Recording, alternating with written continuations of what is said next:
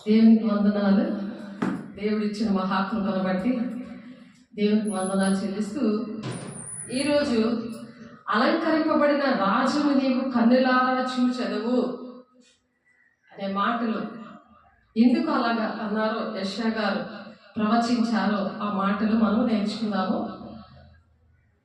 దాని ముందుగా మనము దేవుని ఆరాధించుకుందాం.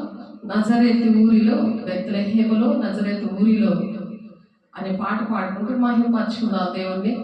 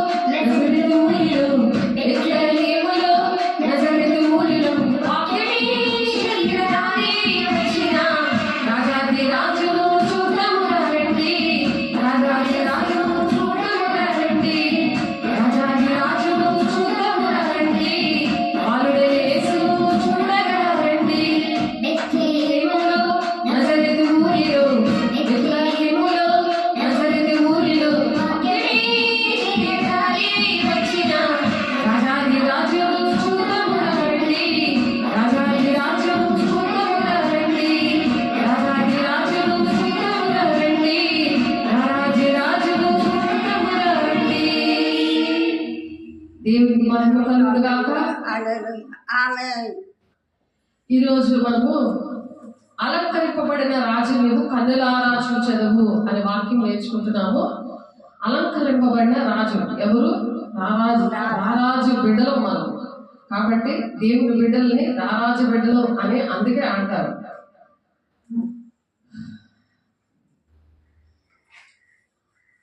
ఇక్కడ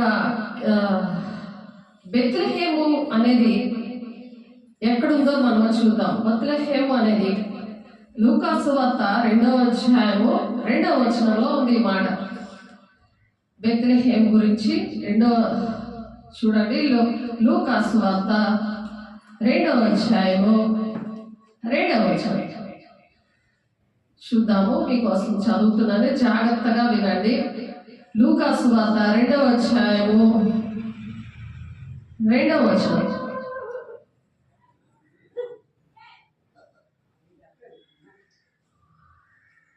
ఇది కురేనీయు సిరియా దేశములకు అధిపతి అయి ఉన్నప్పుడు జరిగిన మొదటి ప్రజా సంఖ్య. మనం నిన్న నేర్చుకున్నాము ఏంటంటే రోమా చక్రవర్తి ఆ కురేనీయుడి ద్వారా, ఆ చక్రవర్తి ద్వారా మరి ఏ విధంగా దేవుడు గుబేరియన్ క్యాలెండర్లో డిసెంబర్ 25వ తారీఖున అని చెప్పి దేవుని పుట్టినరోజుని ఎలాగ లెక్క పెట్టారో, మరి అక్కడ ఉన్న రోమా లైబ్రరీ నుండి తీసి యేసు ప్రభువును సున్నతి జరిగిన టైం ఎప్పుడు 8వ తారీఖు 8వ రోజుని, అది జనవరి 1 అని పడింది. అది లూకాసు వార్త 21వ అధ్యాయంలో ఉంది ఆ మాట. కాబట్టి ఆ కురేనీయుడు సిరియా దేశపు అధిపతి అయి ఉన్నప్పుడు జరిగిన మొదటి ప్రజా సంఖ్య అన్నమాట ఇది. కాబట్టి అందరూ ఆ సంఖ్యలో వ్రాయబట్టుకు తమ తమ పట్టణములకు వెళ్ళారు. ప్రజా సంఖ్య అనేది, క్యాలెండర్ అనేది మరి ప్రపంచంలో అక్కడ స్టార్ట్ అయింది. అప్పుడు అందరూ ఆ సంఖ్యలో వ్రాయబట్టుకు తమ తమ పట్టణములకు వెళ్ళారు. ఆ పట్టణాలకు ఇప్పుడు మన రేషన్ కార్డు ఎక్కడైనా ఉంటే అక్కడికే వెళ్ళి రేషన్ తీసుకోవాలి కదా.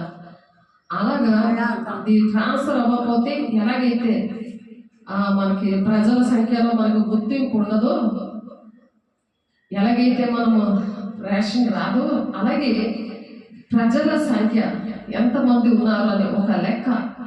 అప్పుడు ఆ రోమన్ చక్రవర్తి ఆ విధంగా ప్రజల సంఖ్య విషయంలో తమ తమ పట్టణాలకు వెళ్ళాలని ఒక ఆజ్ఞ ఇచ్చినప్పుడు, యేసేపు దావీదు వంశంలోను గోత్రంలోను పుట్టినవాడు గనుక తనకు భారీగా ప్రదానం చేయబడిన గర్భవతి ఉండిన మరియతో కూడా ఆ సంఖ్యలో వ్రాయబడ్డానికి అక్కడ వెళ్ళారనమాట. ఈ నజరేతు అనే ఊరికి వెళ్ళారు.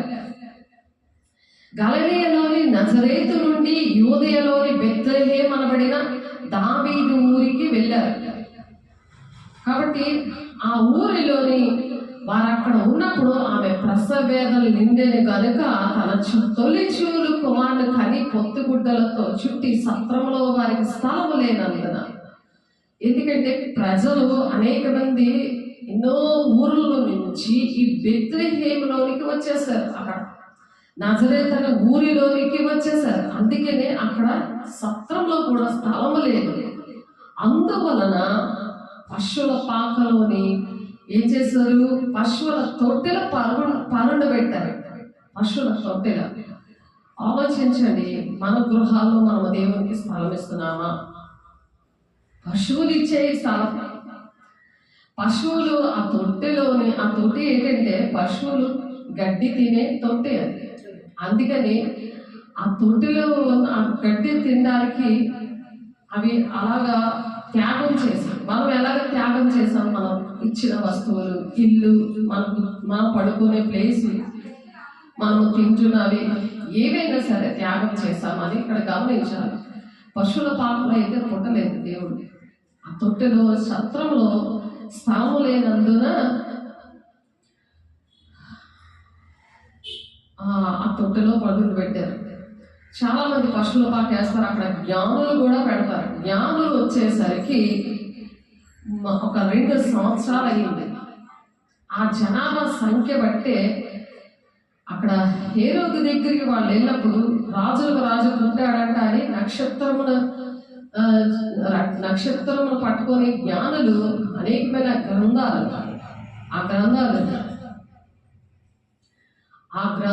గ్రంథంలో చూసి చాలా రాజులకి రాజే పుట్టాడని ఆ జ్ఞానులు ఆ నక్షత్రాన్ని చూసి వాళ్ళు బయలుదేరినప్పుడు అప్పుడు హేరోదు రాజు వెళ్ళి రాజులకు రాజు పుట్టాడంట ఎక్కడున్నాడు అని అడిగినప్పుడు మీరు చూసి నాకు కూడా చెప్పండి అన్నాడు. ఎందుకంటే రారాజు పుట్టడం ఆయనకి ఇష్టం లేదు కాబట్టి మళ్ళీ దూత జ్ఞానులకి ప్రత్యక్షమయ్యి అలాగా ఫరో దగ్గరికి వెళ్ళొద్దు, మీరు ఈ విషయాలు ఏమి చెప్పద్దు అని దూత ప్రత్యక్షమై చెప్పినప్పుడు వాళ్ళు వెళ్ళలేదు.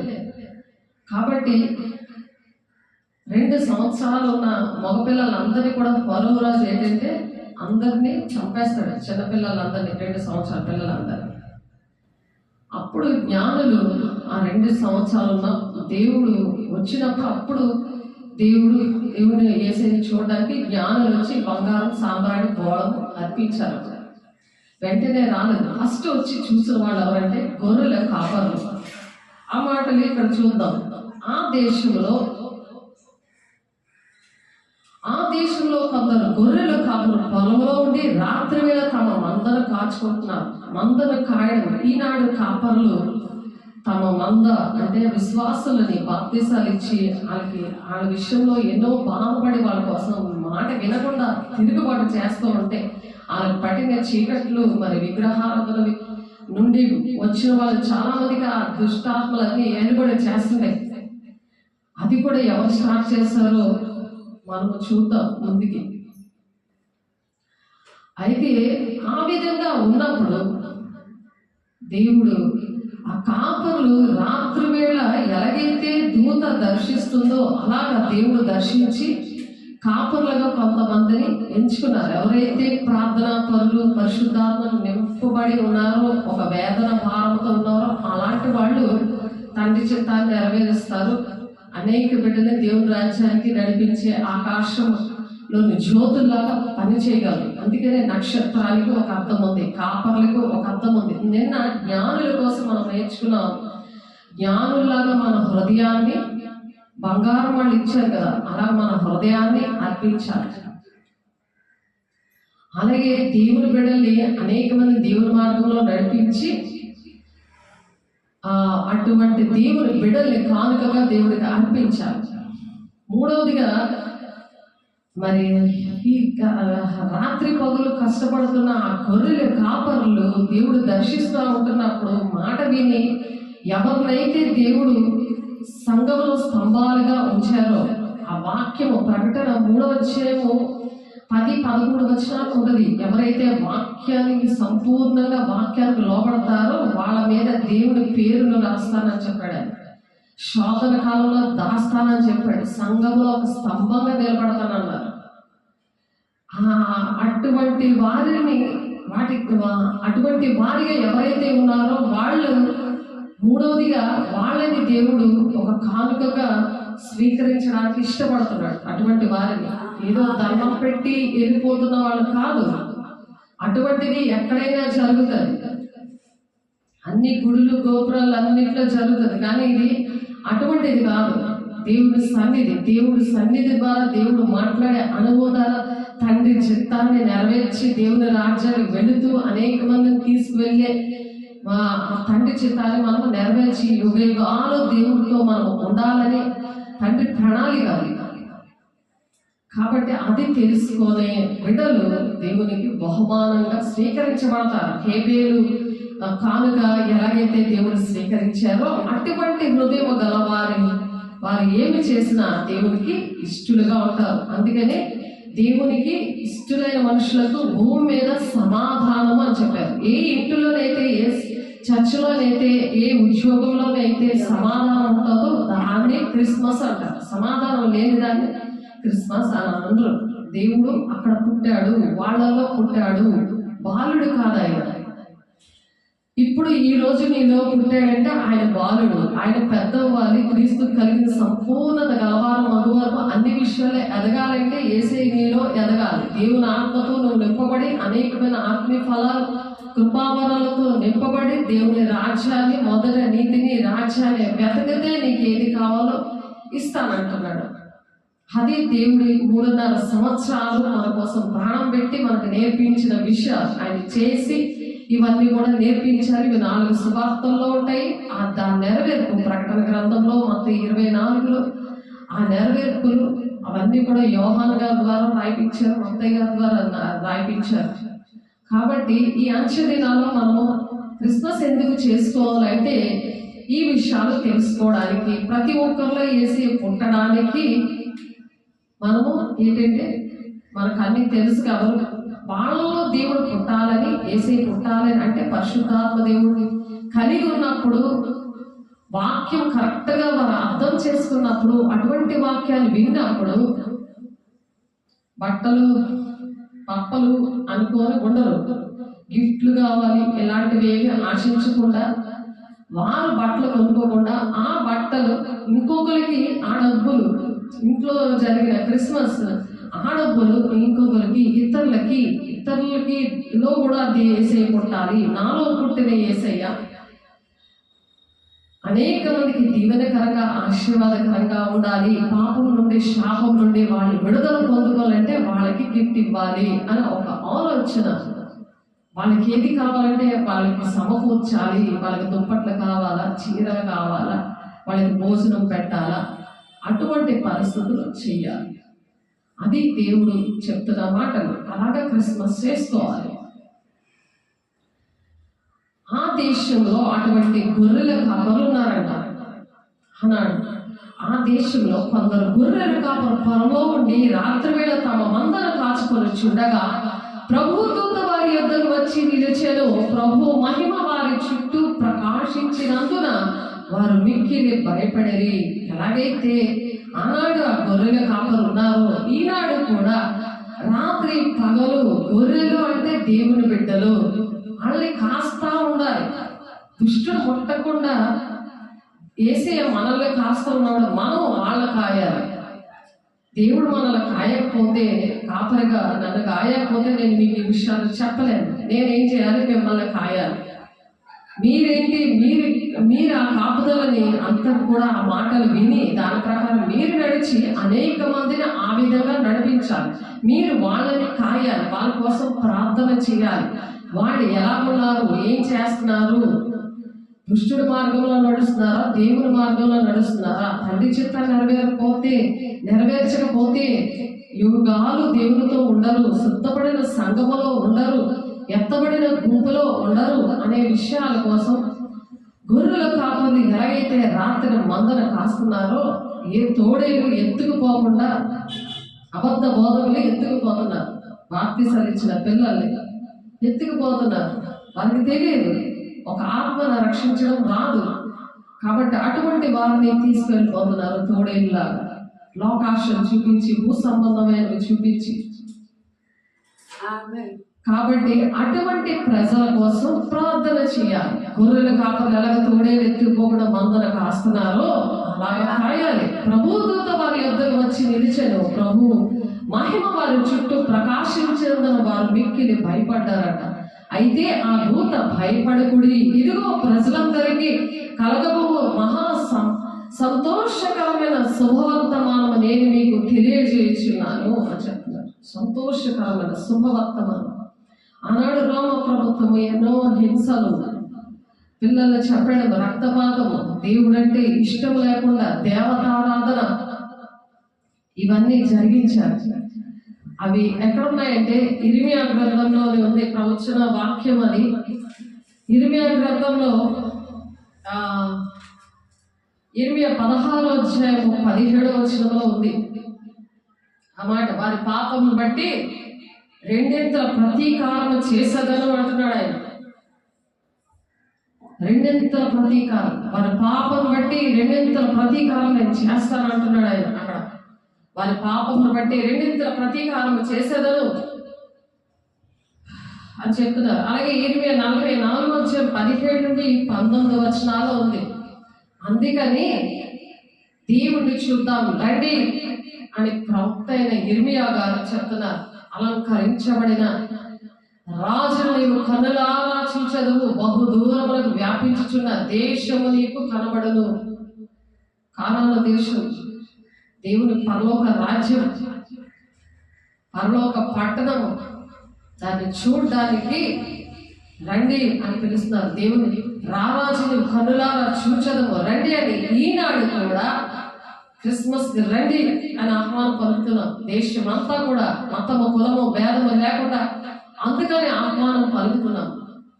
కారణం అది, అందరూ చేసుకోవడానికి కారణం అది. లోక రక్షకుడు ఆయన, ఒక్కరికే రక్షకుడు కాదు, అందరినీ రక్షిస్తాడు, అందరినీ ప్రేమిస్తాడు, అందరినీ క్షమిస్తాడు. అది కృపకాలం ఉన్నంత వరకే.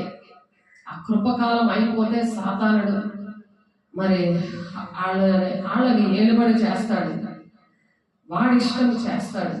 అనేక మందిని ఇక్కడ ప్రజలు ఏ విధంగా అనేకమైన వ్యసనాల్లో, అనేకమైన అబద్ధాల్లో, మోసంతో ఎలాగైతే హింసిస్తున్నాడో, చూడరాని దృశ్యాలు చూపించి ఆ విధంగా పాపంలో శాపంలో ముంచి తేలిస్తున్నాడో,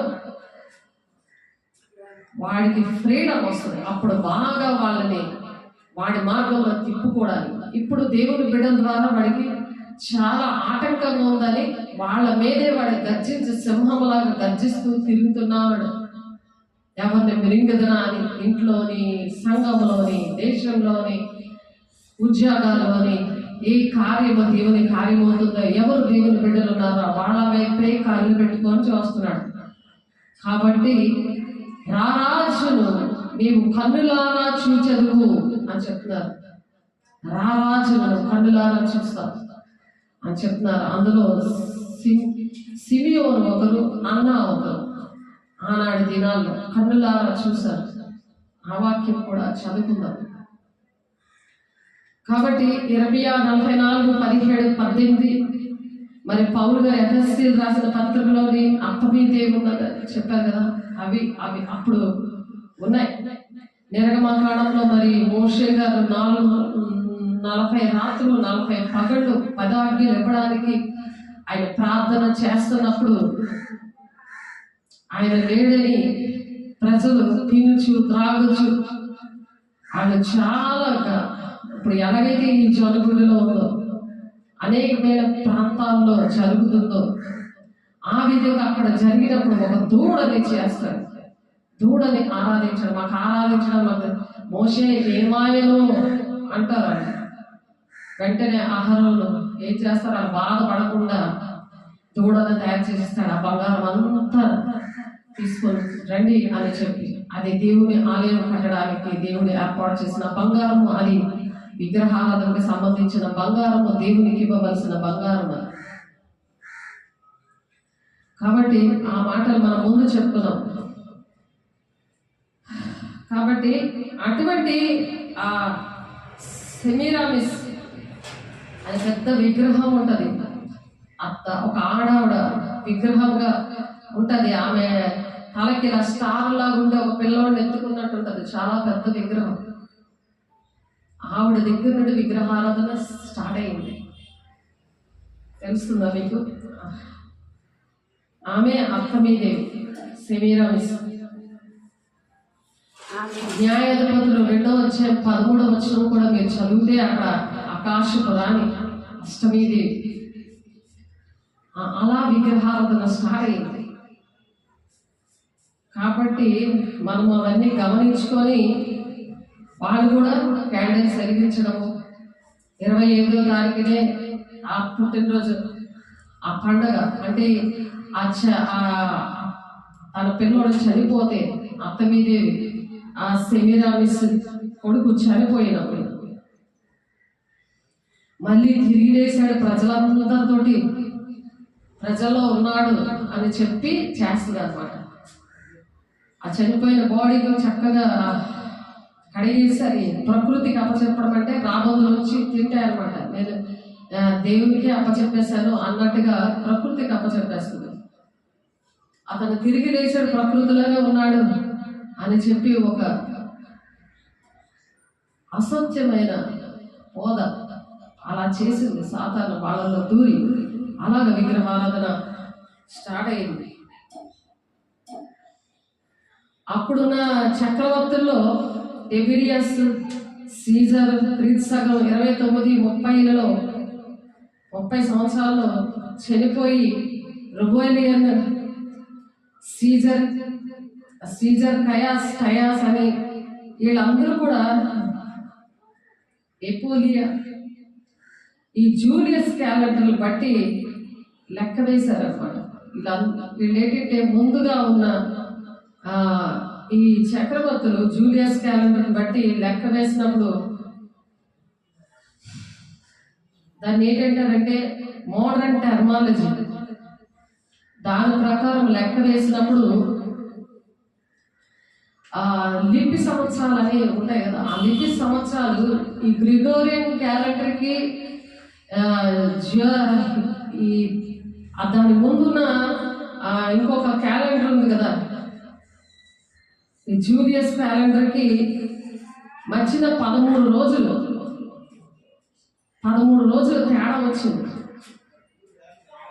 అప్పుడు 1582వ సంవత్సరంలో పోపు ఏం చేస్తారంటే, పోపు బ్రిగేరియన్ అనే ఆ క్యాలెండర్లో ఈ లెక్క ప్రకారము క్రిస్మస్ మనం జరుపుకోవడము కూడా ఆ చక్రవర్తి ఏ చక్రవర్తి అయితే వచ్చి ఆ క్రిస్మస్ విషయంలో మీరు ఇంకా ఈ విగ్రహారాధన చేయకూడదు, అదే రోజున మీరు క్రిస్మస్ చేసుకోండి అని చెప్పి ఆ క్రిస్మస్ అనేది ఆరాధించడం మొదలుపెట్టినప్పుడు వాళ్ళు చేసిన విగ్రహారాధనలోనే క్యాండిల్స్ వెలిగించడం, కేక్ కట్ చేయడం, మరి అవన్నీ కూడా ఆచారాలతో చేయడం స్టార్ట్ చేశారు.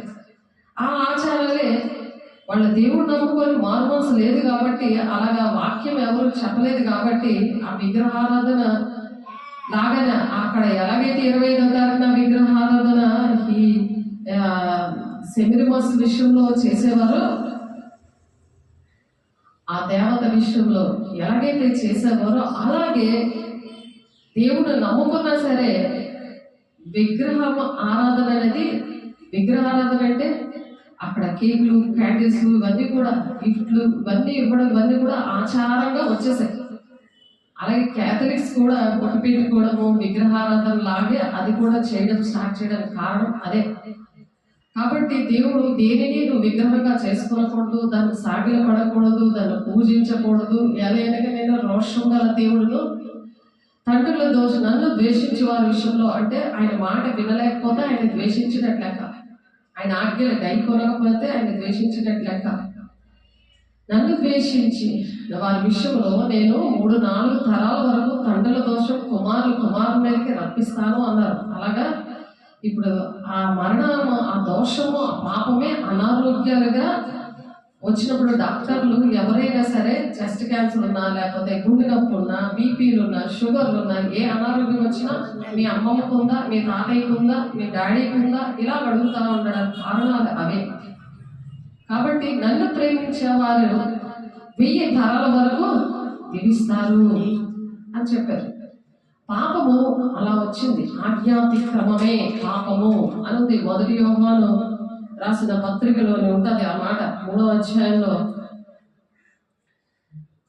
అధ్యాయంలో ఆజ్ఞాతిక్రమమే పాపము అని ఉంది. 1 యోహాను 3వ అధ్యాయం 4వ వచనంలో ఆజ్ఞాతిక్రమమే పాపం. ఆజ్ఞను అతిక్రమించకూడదు. క్రిస్మస్ చేసుకోవచ్చు. ఎందుకు చేసుకోవాలి? కారణం ఏంటంటే దేవుడిని జ్ఞాపకం చేసుకోండి. ఆయన నీతిమంతుడు కదా, ఆయన మన కోసం ప్రాణం పెట్టాడు కదా, మరి ఆయన జ్ఞాపకం చేసుకుంటేనే కదా ఇటువంటి విషయాలు చెప్పి అనేక మందికి సువార్త ప్రకటించడానికి, ఈ శుభవర్తమానాన్ని ప్రకటించడానికి దేవుడు ఇచ్చిన మరొక అవకాశం. ఎంతమందినైతే నా మూలంగా నడిపిస్తారో వాళ్ళే నా కుమారులు, నా కుమార్తెలు.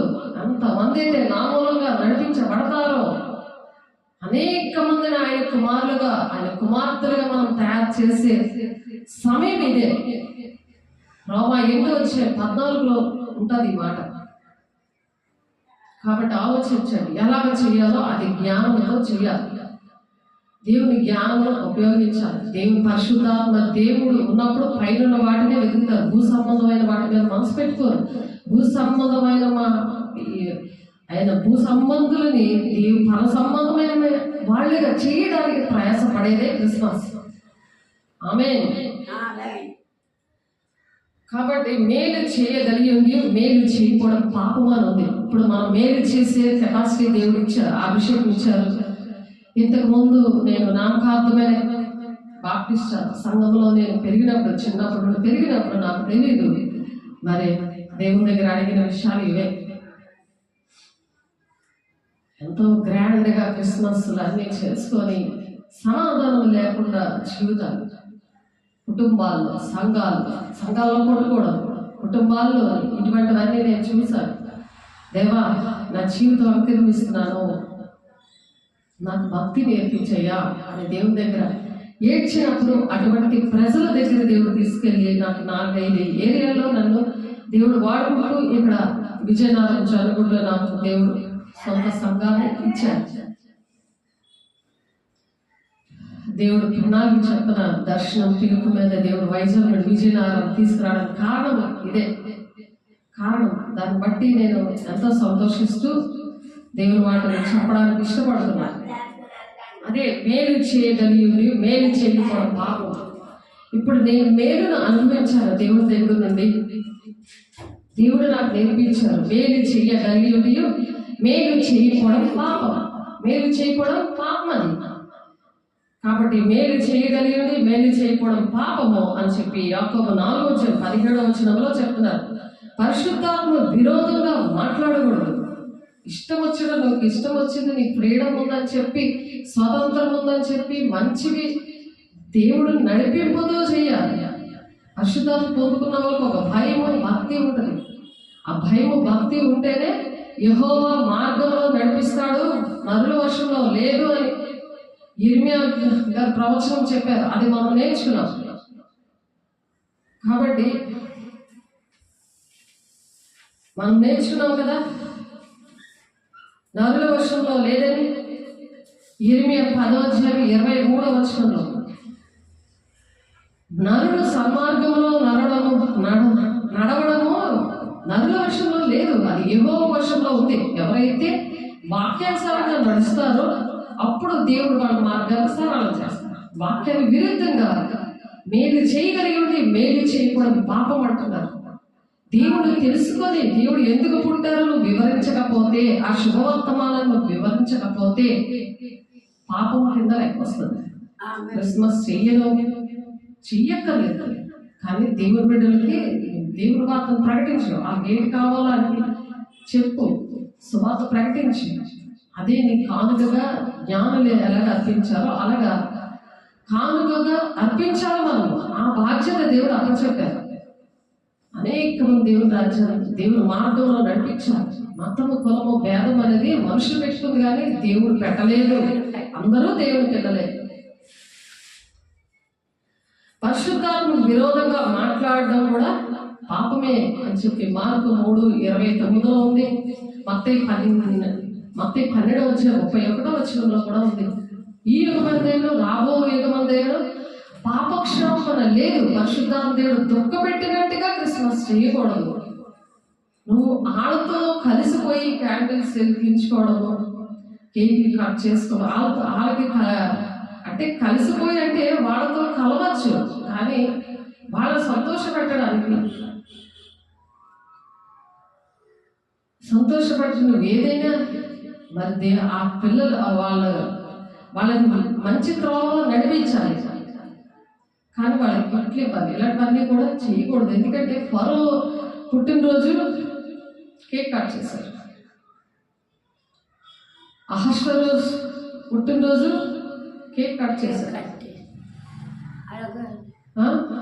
కాబట్టి అలాగా మనం వాళ్ళు హిందువులు, వాళ్ళు అప్పుడు అర్థమీదేవి మరి సెమిరాసు వాళ్ళలో ఉండి ఆ దేశాల్లో వాళ్ళు చేశారు. అలాంటి ప్రజలు అప్పుడు చేశారు, వాళ్ళకి తెలియదు కాబట్టి వాళ్ళు చేశారు.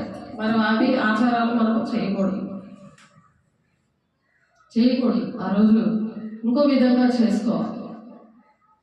వాళ్ళకి ఏదో గిఫ్ట్ ఇవ్వడమో, దేవుడి మాటలు ఏదో క్విజ్ పోటీలు పెట్టడము, దేవుడి మాటలు చెప్పి దేవుని బిడ్డల్ని రక్షించినప్పుడు వాళ్ళకి ప్రార్థన, వాక్యము, సహవాసము, రొట్టె విచ్చడం, ఎడతెగగా ఉండడం, ఎడతెగగా ఉన్నప్పుడు దేవుడు ఇచ్చిన సాక్ష్యాల ద్వారా వాళ్ళకి ప్రైజ్లు ఇవ్వడం, ఆ మంచి సాక్ష్యాన్ని బట్టి వాళ్ళని ఆశీర్వదించడం, వాళ్ళకి గిఫ్ట్లు ఇవ్వడం, అలాంటి పనులు చేయాలి. కాబట్టి మరి పౌలు గారు చెప్తారు, ధర్మశాస్త్రం తెలియలేని వాళ్ళ దగ్గర తెలియనట్టున్నాను, తెలిసిన వారి దగ్గర తెలిసినట్టున్నాను. ఎందుకంటే ఏదో విధంగా ఒక ఆత్మను రక్షించాలని అందరితో నేను కలిసిపోయాను అన్నాడు ఆయన.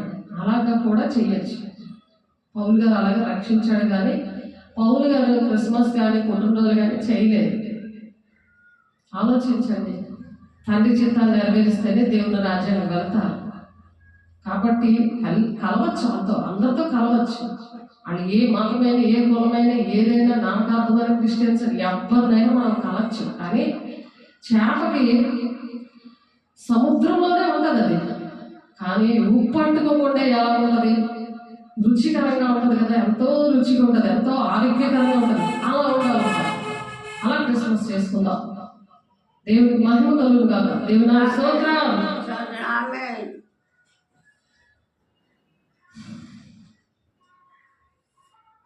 కాబట్టి పోపు జూలియస్ ఇతను ఏం చేశారు?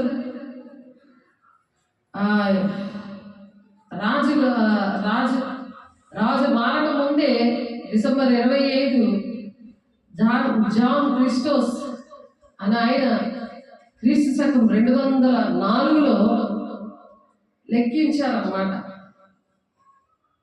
ఈ డేట్ని అలా లెక్కించి డేటు ఇది ఈ గ్రిగోరియన్ జూలియస్ క్యాలెండర్కి, గ్రిగోరియన్ క్యాలెండర్కి ఈ లిపి దినాలు ఇవన్నీ లెక్క పెట్టి 13 దినాలు వచ్చాయి.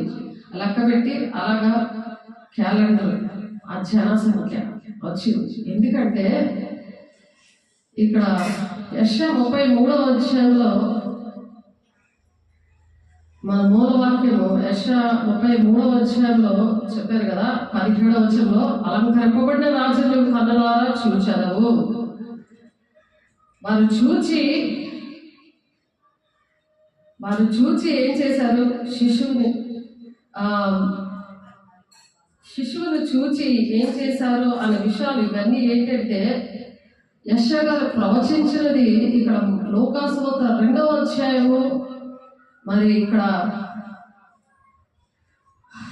ఆయన జన్మించడం గురించి 2వ అధ్యాయంలో ఇక్కడ రాశారు. అందుకే ఈ గొర్రెల కాపర్లు మందను కాస్తున్నప్పుడు దేవుడు మాట్లాడతారు, ఇలాంటి విషయాలను బోధించండి అని చెప్పి.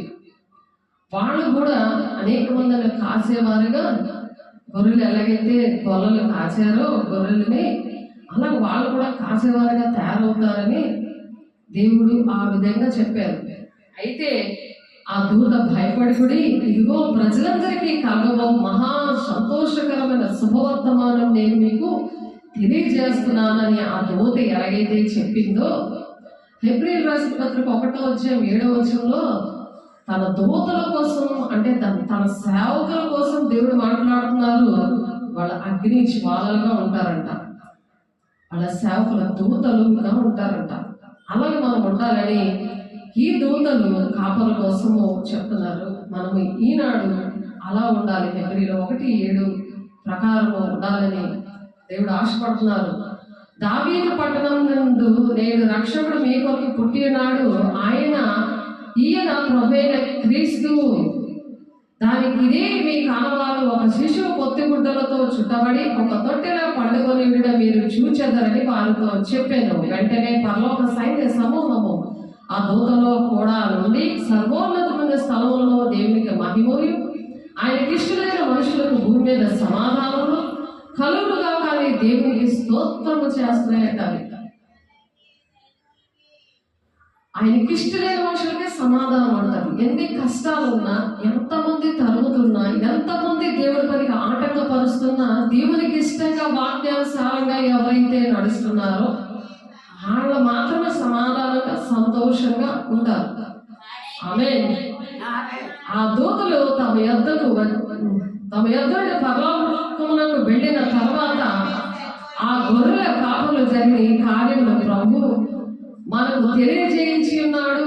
ఆ దూతలు తమ యొద్ద నుండి పరలోకమునకు వెళ్ళిన తరువాత పరలోకంకి వెళ్ళి ఆ దూతలు అన్నాడు.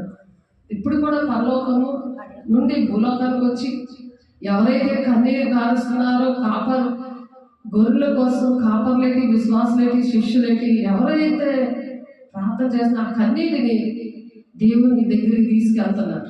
ఆ ప్రార్థనలు ఉదయకాలంలో తీసుకొని వెళ్తున్నాయి ఆ దూతలు. ఈ దూత ఈ శుభవర్తమానం చెప్పేసి పరలోక రాజ్యం వెళ్ళిపోయింది. కాపర్లు జరిగిన కార్యమును ప్రభు మనకు తెలియజేయించి ఉన్నాడు. మనము బెత్లెహేం వరకు వెళ్ళి చూద్దాము రండి అని ఒకరితో కూడా చెప్తున్నారు. ఈ కాపర్లు ఏం చేశారు? రండి మనం బెత్లెహేంకి వెళ్ళి చూద్దాం. ఈరోజు టైటిల్ అదే, రారాజును, అలంకరింపబడిన రారాజును నీవు కన్నులారా చూచెదవు అంటున్నాడు యెషయా గారు ప్రవచించారు. ఇక్కడ లూకా సువార్త 2:15 నెరవేర్పు జరిగింది. నెరవేర్పులన్నీ జరిగాక దేవుడు వస్తారు. అనేకమైన ప్రవచనాలు ఉన్నాయి. ఆ ప్రవచనం నెరవేర్పు జరగడానికి దేవుడి భూలోకానికి వచ్చారు. మానవులను రక్షించడానికి, సమాధానపరచడానికి, ఆయనకి ఇష్టలుగా చేయడానికి, దేవుని రాజ్యంలో యుగగాలుగా ఉండడానికి దేవుడు వచ్చారు. పాపం నుండి, శాపం నుండి, బంధకాల నుండి విడుదల ఇవ్వడానికి, అనేకమైన బిడ్డల కోసం, ప్రజలందరి కోసం ప్రాణం పెట్టడానికి దేవుడు వచ్చారు. అది గమనించడానికి, అటువంటి విషయాలు చెప్పడానికి దేవుడు ఇచ్చిన మరొక మంచి సమయం ఈ క్రిస్మస్ దినాలు. ఈ 2 నెలల్లో కూడా ఎక్కడ ఇష్టపడితే ఇంటిలోనో బయటో ఎక్కడో దగ్గర సన్నిధిలోనో మీటింగ్స్, పాస్టర్ మీటింగ్లని, విశ్వాసుల మీటింగ్లని, కుటుంబంలోనే బర్త్డే అయినా ఏ దానికైనా ఏదో విధంగా ఒక చేపలు పట్టే వల లాంటిది. ఒక మాట చెప్పాలంటే చేపలు పట్టడానికి వల ఉండాలి కదా, అలాగే ఈ పండుగలు కూడా అలాంటివే. దేవుడు ప్రకటన చేయాలి, జాగ్రత్త. దేవుడు లెక్కడుతాడు. నీ శరీరంతో జరిగించే మంచివైనా సరే, చెడ్డవైనా సరే న్యాయపీఠం ముందు మనం లెక్క చెప్పాలి. బాధకులకు కఠినమైన తీర్పు ఉంటుంది. జాగ్రత్త. యొక్క 1వ బిడ్డలు, అనేకమైన బిడ్డలు దేవుడు రాజ్యాన్ని నడిపించడానికి దేవుడు ఏర్పాటు చేసుకున్నారు కొంతమందిని. ఆ దూతలు తమ యొద్ద నుండి పరలోకమునకు వెళ్ళిన తర్వాత ఆ గొర్రెల కాపర్లు జరిగిన ఈ కార్యము ప్రభు మనకు తెలియజేయించున్నాడు. మనము బెత్లెహేము వరకు వెళ్ళి చూద్దాము రండి అని ఒకరినొకరు చెప్పుకొని త్వరగా వెళ్ళి మరియను, యోసేపును తొట్టిలో పండుకొని శిశువును చూచేది. వారు చూచి ఈ శిశువును కూర్చి తమతో చెప్పబడిన మాటలు ప్రచురణ చేశారు. చూసారా ఏం చేశారా కాపర్లు? ఆ శిశువును చూశారు. ఏవైతే దూతలు చెప్పారో ఆ మాటలు అందరికీ చెప్పారు. ఇప్పుడు దూతగా దేవుని సేవకులని హెబ్రీయుల రాసిన పత్రిక 1:7 ఉంది కదా, వాళ్ళ అగ్ని జ్వాలగాను దూతలుగాను వాడబడ్డారని. వీళ్ళు ఏం చేయాలి? నువ్వు దూతగా ఉన్నావా, దేవుని సేవకురాలుగా ఉన్నావా? సేవ అంటే పరిచర్య, సువార్త చేయడము, దేవుడి మాటలు ప్రకటించడం. నీకు దేవుడు ఏ మేలు చేశారో ఆ మేలుని బట్టి దేవుడు మన కోసం ఎందుకు పుట్టారని ఆయన మరణాన్ని ప్రచురణ చేయడము, ఆ పరిశుద్ధ రక్తం ద్వారానే పాపక్షమాపణ అని చెప్తున్నారు మానవాళికి. వేద గ్రంథాల్లో రాశారు. అనేకమైన భక్తులు తెలుసుకున్నారు కానీ నడవలేకపోయారు. కానీ మనల్ని నడిపిస్తున్న దేవునికి అనుక్షణము కోటానుకోట వందనాలు చెల్లిస్తూ అది ప్రకటించాలి, ఆ మాటలు ప్రకటించాలి. ఇప్పుడు ఈ గొల్లలు అనే కాపర్లు రాత్రి గొర్రెల కాపుదల చేస్తూ ఉన్న వాళ్ళకి ఆ దూత కనిపించి ఎలా చెప్పిందో అలాంటి విషయాలన్నీ కూడా వాళ్ళు ఎలాగైతే దేవుని చూసి రక్షణ పొందుకొని ఆ రారాజును చూడమరండి అని ఎలాగైతే చెప్పారో అలాగే మనము కూడా చెప్పాలి. అందుకు ఈ మాట చెప్తున్నాను. అందుకు దేవుడు బయలుపరిచిన మాటలు నాకు ప్రియ సంగమా, సార్వత్రిక సంగమా, దేవుడు నాకు బయలుపరిచారు. ఎంతో సంతోషం అనిపించింది. చూడడం అంటే ఏంటి, ముందు మనకి జ్ఞానేంద్రియాలు కోసం నేర్పించారు. ఆ జ్ఞానేంద్రియాలు లేకపోతే చూడలేదు. ఆత్మీయ నేత్రాలు లేకపోతే మామూలు నేత్రాలు ఉన్న వాళ్ళే చూడట్లేదు. మరి జ్ఞానేంద్రియాలు ఎలాగొస్తాయి? భౌతిక నేత్రాలతోనే నువ్వు ఏమీ చూడలేకపోతున్నావు, ఏది పట్టించుకోవట్లేదు, ఏదో తిన్నాం త్రాగేమో అనుకునే ఉంటున్నారు. కానీ లోక సంబంధమైన కోసమే చింత పెట్టుకుంటున్నారు, బాధపడుతున్నారు. కానీ పరసంబంధమైన విషయాల కోసం, ఎందుకంటే శాశ్వతమైన రాజ్యము, శాశ్వత కాలము ఉండే పరలోక పట్టణం కోసం పరిశుద్ధంగా మనం జీవించాలి. దేవుడి మాటని భయముతో, భక్తితో, వణుకుతో మనం జీవించాలనే విషయాలు నేర్చుకోవడానికి దేవుడు జ్ఞానేంద్రియాలు ఇచ్చే వాడిని లేవనెత్తారు. ఆ జ్ఞానేంద్రియాలు ఉన్న వాళ్ళు ఎంతో బాధపడుతుంటారు. వాళ్ళలో చీకట్లో కనపడతాయి. ఎవరైతే మాట వినట్లేదో వాళ్ళలో చీకట్లో కనపడతాయి. కళ్ళు మూసినా కళ్ళు తెరిచినా కనపడాలి. కనబడుతున్నప్పుడు వాళ్ళు కన్నీరు కాలుస్తారు కదా, దేవుడు చూపిస్తున్నప్పుడు వాళ్ళ కోసం బాధ్యత దేవుడు అప్పచెప్పినప్పుడు, అమ్మో వాళ్ళ కోసం నాకు ఆ దేవుడు బాధ్యత అప్పచెప్పారు, వీళ్ళని నాకు అప్పచెప్పాడు దేవుడు, నాకు ఇవన్నీ నేర్పించాడు. నేను పడుకుంటే అవ్వదు, నేను ఆ కాపురలాగా రాత్రి పూట కూడా మందలు కాయాలి, ఉదయమే కాదు రాత్రి కూడా కాయాలి అని భయమేస్తుంది నాకు. దేవుడు మాట్లాడకపోతే ఈ మాటలు నేను చెప్పలేను, నాకు ఆ భయం పుట్టుకోదు. గొర్రెల కాపురకంతో చెప్పిన సంగతుల గురించి నిన్ను విన్న వారందరూ మిక్కిలి ఆశ్చర్యపడ్డారట. ఈ మాటలు చెప్తుంటే చాలా మంది ఆశ్చర్యపడుతున్నారు. అమ్మో దేవుడు మాట్లాడతారా, దేవుడిలా మన ప్రాణాలు రక్షించడానికి ఆయన ఈ భూలోకానికి వచ్చారా, దేవుడు కుమారుడుగా తండ్రి అయిన దేవుడు ఆయన వస్తే దేవుడు తండ్రిని చూసినట్టే అంటున్నాడు. ఈయన ఇద్దరికి సమానమైన సంపూర్ణత కలిగిన వారు ఇద్దరు కూడా. మరి వేసే చనిపోయిన తర్వాత పరిశుద్ధాత్మ దేవుడు సహకారిగా మనకి ఇచ్చారు. పరిశుద్ధాత్మ దేవుడే ఇవన్నీ కూడా బోధిస్తారు. ఎవరైతే ఆత్మ లేనివాడు నావాడు కాదని ఎందుకు చెప్పారంటే, ప్రతి ఒక్కరూ దేవుని ఆత్మ పొందుకుంటేనే ఈ విషయాలు అర్థమవుతాయి, లేకపోతే అర్థమవు. అందుకు పరిశుద్ధాత్మ పొందుకున్న వాళ్ళకి జ్ఞానేంద్రియాలు ఉంటాయి కాబట్టి వారన్నీ కూడా కళ్ళారా చూడగలరు. రారాజుని కళ్ళారా చూడటానికి రండి అని పిలవగలరు. లేకపోతే మేము క్రిస్మస్ చేసుకోమమ్మా, మాకు ఏ పండుగలు లేవమ్మా అని చెప్తారు. అలా చెప్తే వాళ్ళు ఏమనుకుంటారు, మాకు బోడు పండుగలు ఉన్నాయి, ఈ పండుగ కూడా చేసుకోలేని పరిస్థితి ఇది అంటారు కదా. వాళ్ళు ప్రేమించాలి కదా, మతం కులం భేదం లేకుండా ప్రతి ఒక్కరు ప్రేమించి పండుగ పేరుతో పండుగనే ఆ చేపలు వలనమాట, ఆ చేపలను దేవుడు ఇస్తానంటున్నాడు. ఈ సమయంలో నన్ను అడుగు భూదిగంతంలో స్వాచ్ఛంగాను సొత్తుగాను ఇస్తానంటున్నాడు. అందుకే అన్యజనులు ప్రవాహం వల్ల వస్తారని చెప్పి యెషయా చెప్తున్నారు 2వ అధ్యాయం 2-3 వచనాల్లో. అంచె దినాలు ప్రవాహం వల్లే వస్తారట. క్రిస్మస్ చేసుకోదు అంటే ఎలాగ అవుతుంది? దేవుని బిడ్డల కోసం దేవుని ప్రకటించేయాలి. జాగ్రత్త. తప్పుడు బోధలు చాలా మంది చేయరు. దేవునికి పుట్టినరోజు జ్ఞాపకం చేసుకోవాలి. మనం చేయడం అంటే పండగలకి అన్ని డబ్బులు మనమే ఖర్చు పెట్టేసుకోకూడదు. మనం ఖర్చు పెట్టుకోవాల్సిన డబ్బులన్నీ కూడా దేవుని పిల్లలకి ఖర్చు పెట్టాలి. ఆ శక్తిని, ఆ బలాన్ని, ఆ సంతోషాన్ని కూడా దేవుని బిడ్డలకి మనం ఇవ్వాలి. ఎందుకంటే మనం సంతోషపడి ఏంటి తెలుసు కదా, ఆయనలో సంతోషపడ్డాం కదా, అలాంటివన్నీ అనుభవించాం కదా నామకార్థంగా ఉన్నప్పుడు. ఇప్పుడు దేవుడు అపోస్తల బోధలో పెంచుతున్నప్పుడు ఆ సంతోషాన్ని ఇంకొకరికి పంచాలి. దేవుని రాజ్యాన్ని తీసుకువెళ్ళడానికి, ఆకాశంలో జ్యోతుల్లో ప్రకాశించడానికి, నక్షత్రాల ప్రకాశిస్తారని ఉంది. ఎంతమందిని అయితే నా మార్గంలో నడిపిస్తారో అని దానియేలు గారు చెప్తున్నారు ఆ మాటలు. అయితే మరియు ఆ మాటలన్నీ తన హృదయంలో తలపోసుకొని భద్రం చేసుకున్నారట. ఇప్పుడు ఈ మాటలన్నీ మనం ఏం చేయాలి? తలపోసుకొని తలస్నానం చేస్తే ఎలా ఉంటుంది? ఎంత ఫ్రీగా ఉంటుంది.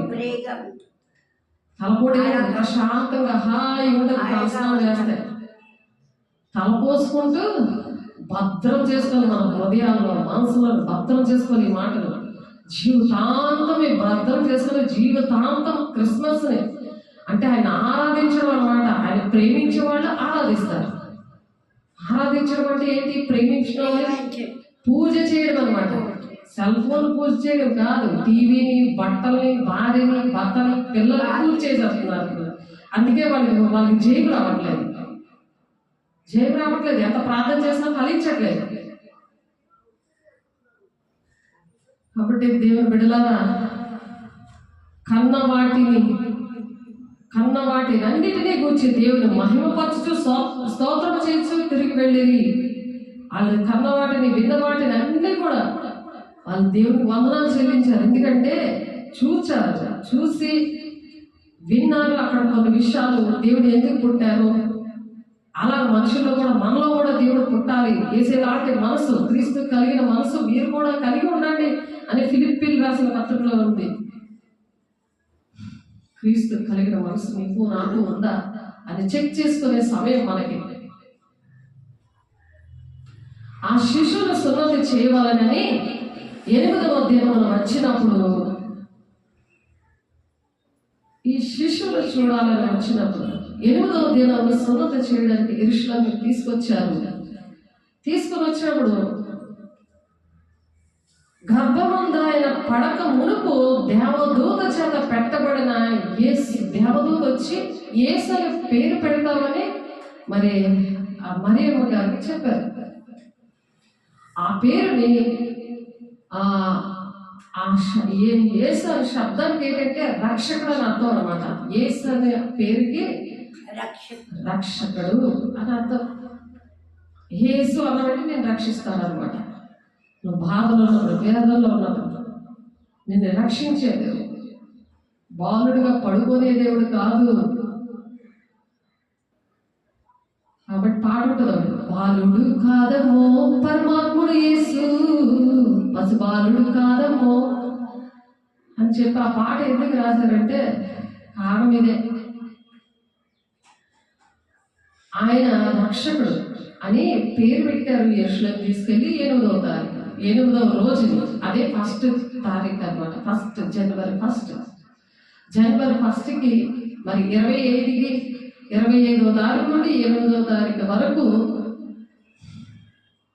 ఆ దినాల్లోని ఆ 8 రోజులు, 8వ రోజు అని అంటే 8 రోజులు అయిందంటే 25వ తారీఖు దేవుడు పుట్టారనమాట అని లెక్క తీశారు. మోషే ధర్మశాస్త్రము చొప్పున వారు తమను శుద్ధి చేసుకునే దినములు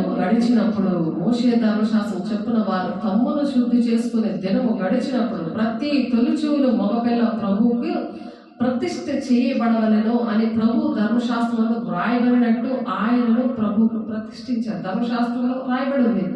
మోషే ధర్మశాస్త్రంలో మొదటి తొలిచూలు బిడ్డని దేవునికి ప్రతిష్ఠించాలి. మనము కూడా తొలిచూలు బిడ్డని దేవునికి ప్రతిష్ఠించాలి అని నేర్చుకోవాలి. క్రిస్మస్లో మనం నేర్చుకోవచ్చు. మన బిడ్డని, తొలిచూలు బిడ్డని దేవునికి సమర్పించామా లేదా అని ఒక క్వశ్చన్ వేసుకోవాలి. బిడ్డనే కాదు, మనకు కలిగిందంతా దేవునికే సమర్పించాలి. అప్పుడు దానికి కాపుదల ఉంటుంది. అలా సమర్పించకుండా నాది అంటే నెబుకద్నెజరు రాజు గడ్డి వేసినట్టు అయిపోతుంది. పశువు మనసు వచ్చేస్తుంది. పశువులాగా తయారవుతారు. ఎవరికి ఏం పెట్టడం చేయదు, అది చిల్లు పోతుంది. అందుకని సమర్పించుకోవాలి. ప్రభు ధర్మశాస్త్రం అందు చెప్పబడినట్లు గువ్వల జతనైనను 2 పావురపు పిల్లలైనను బలిగా సమర్పించుటకును వారు ఆయనను యెరూషలేముకు తీసుకుని వచ్చారు. అలాగా బిడ్డ పుట్టగానే ఏం చేశారు, మరియమ్మ యోసేపు యేసుని పట్టుకొని గువ్వల పిల్లలైన, పావురపు పిల్లలైనా, గువ్వల జతనైనా పట్టుకొని దేవుని సన్నిధికి వచ్చారు. ఇప్పుడు ఎవరైనా వస్తున్నారా అలాగా? ఏదైనా దేవుడు శుభవర్తమానం చెప్పినప్పుడు, దేవుడు బిడ్డల్ని గర్భఫలము దేవుడు ఇచ్చే బహుమానం అన్నప్పుడు, ఆడపిల్లలు కావాలంటే ఆడపిల్లలు పుట్టారు, మగపిల్లలు కావాలంటే మగపిల్లలు దేవుడు వంశోద్ధారకులు ఇస్తే చేయలేదు. మరి వాళ్ళు లోకానుసారంగా తయారయ్యారు.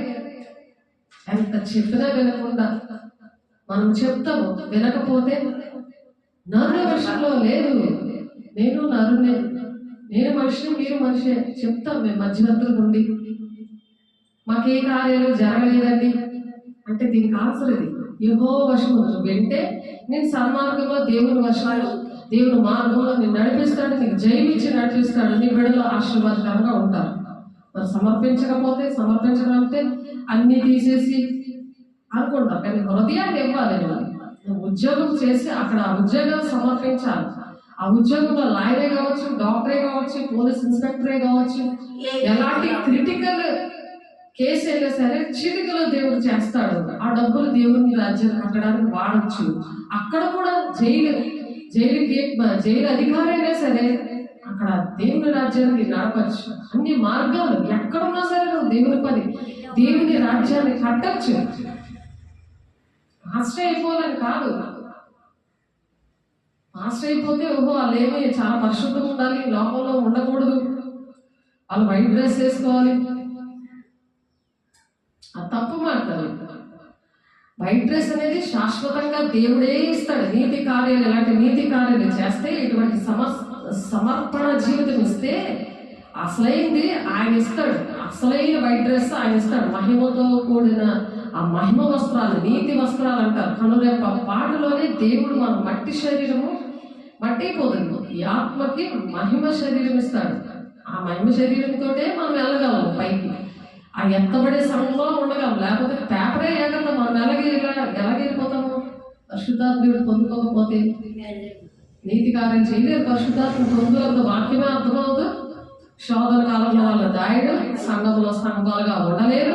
అన్ని బెనిఫిట్లు, ఆశీర్వాదాలు, లోక సంబంధమైనవి, శరీరానుసారమైన ప్రార్థన, శరీరానుసారమైన కోరికలు, భూ సంబంధమైన వాటి కోసమే ప్రార్థన చేసుకోవడం, అవే వెతుక్కుంటూ ఉండడం, అదే చింతపడడం, ఇలాంటివన్నీ కూడా దేవుడు విడుదలపడానికి దేవుడు ఇచ్చిన మంచి సమయం క్రిస్మస్. ఆలోచించండి, దేవుడు ఎంతగా ప్రేమించి మనకి మాటలు చెప్తున్నారు. అలా యెరూషలేము తీసుకొని వచ్చారు. అలా దేవునికి బలి అర్పించడానికి ఆ పావుల పిల్లలై, మరి గొప్ప పిల్లల జత అయినా సరే ఏదో ఒకటి తేవాలి అని చెప్తున్నారు. ఇక్కడ యెరూషలేమునందు సిమియోను ఒక మనుషుడు ఉండేను. ఆ యెరూషలేములో సిమియోను అని ఒక ఆయన ఉన్నారు. అతడు నీతిమంతుడు, భక్తిపరుడై ఉండి ఇశ్రాయేలు యొక్క ఆదరణ కొరకు కనబడుతున్నాడు. ఇశ్రాయేలు ప్రజలు మెస్సీయ వస్తాడని అలా చూస్తున్నారు, కానీ మెస్సీయ వస్తే ఆయన మెస్సీయ అని గుర్తుపట్టలే. వాళ్ళకి అర్థం అవ్వలేదు. ఎందుకు అర్థం లేదంటే మరి వాళ్ళకి పరిశుద్ధాలను పొందుకోలేదు, దేవుని శక్తితో నింపబడలేదు, దేవునికి ఇష్టంగా నడవలేదు. ఆయనకి ఇష్టం లేని మనుషులు భూమి మీద సమాధానం అన్నాడు కదా, వాళ్ళకి సమాధానం లేకుండా ఉన్నారు. ఈ రోమ ప్రభుత్వం, ఆ చక్రవర్తులు, వీళ్ళందరూ కూడా దేవుడు నమ్ముకున్న వాళ్ళు చంపేయడం, వాళ్ళ ఇష్టం వచ్చినట్టు అలాగా నడవడం, అవన్నీ కూడా చాలా హింస. అన్ని చేస్తున్నప్పుడు వాళ్ళతో సహకరించారు. వాళ్ళకి అర్థం అవ్వలేదు. ఈనాడు కూడా వాళ్ళను సహకరిస్తున్నావేమో, అటువంటి ప్రజలకు వాళ్ళు చచ్చిపోయిన ఆత్మలను నీ కుటుంబంలో ఉన్నాయో, నువ్వు వెళ్తున్నా, నువ్వు నడుస్తున్న నడకలో, నువ్వు వింటున్న వాక్యంలో, నువ్వు ఏ ప్రదేశానికి ఏ బోధ వింటున్నావో అక్కడ ఉన్నారేమో, జాగ్రత్త పడండి.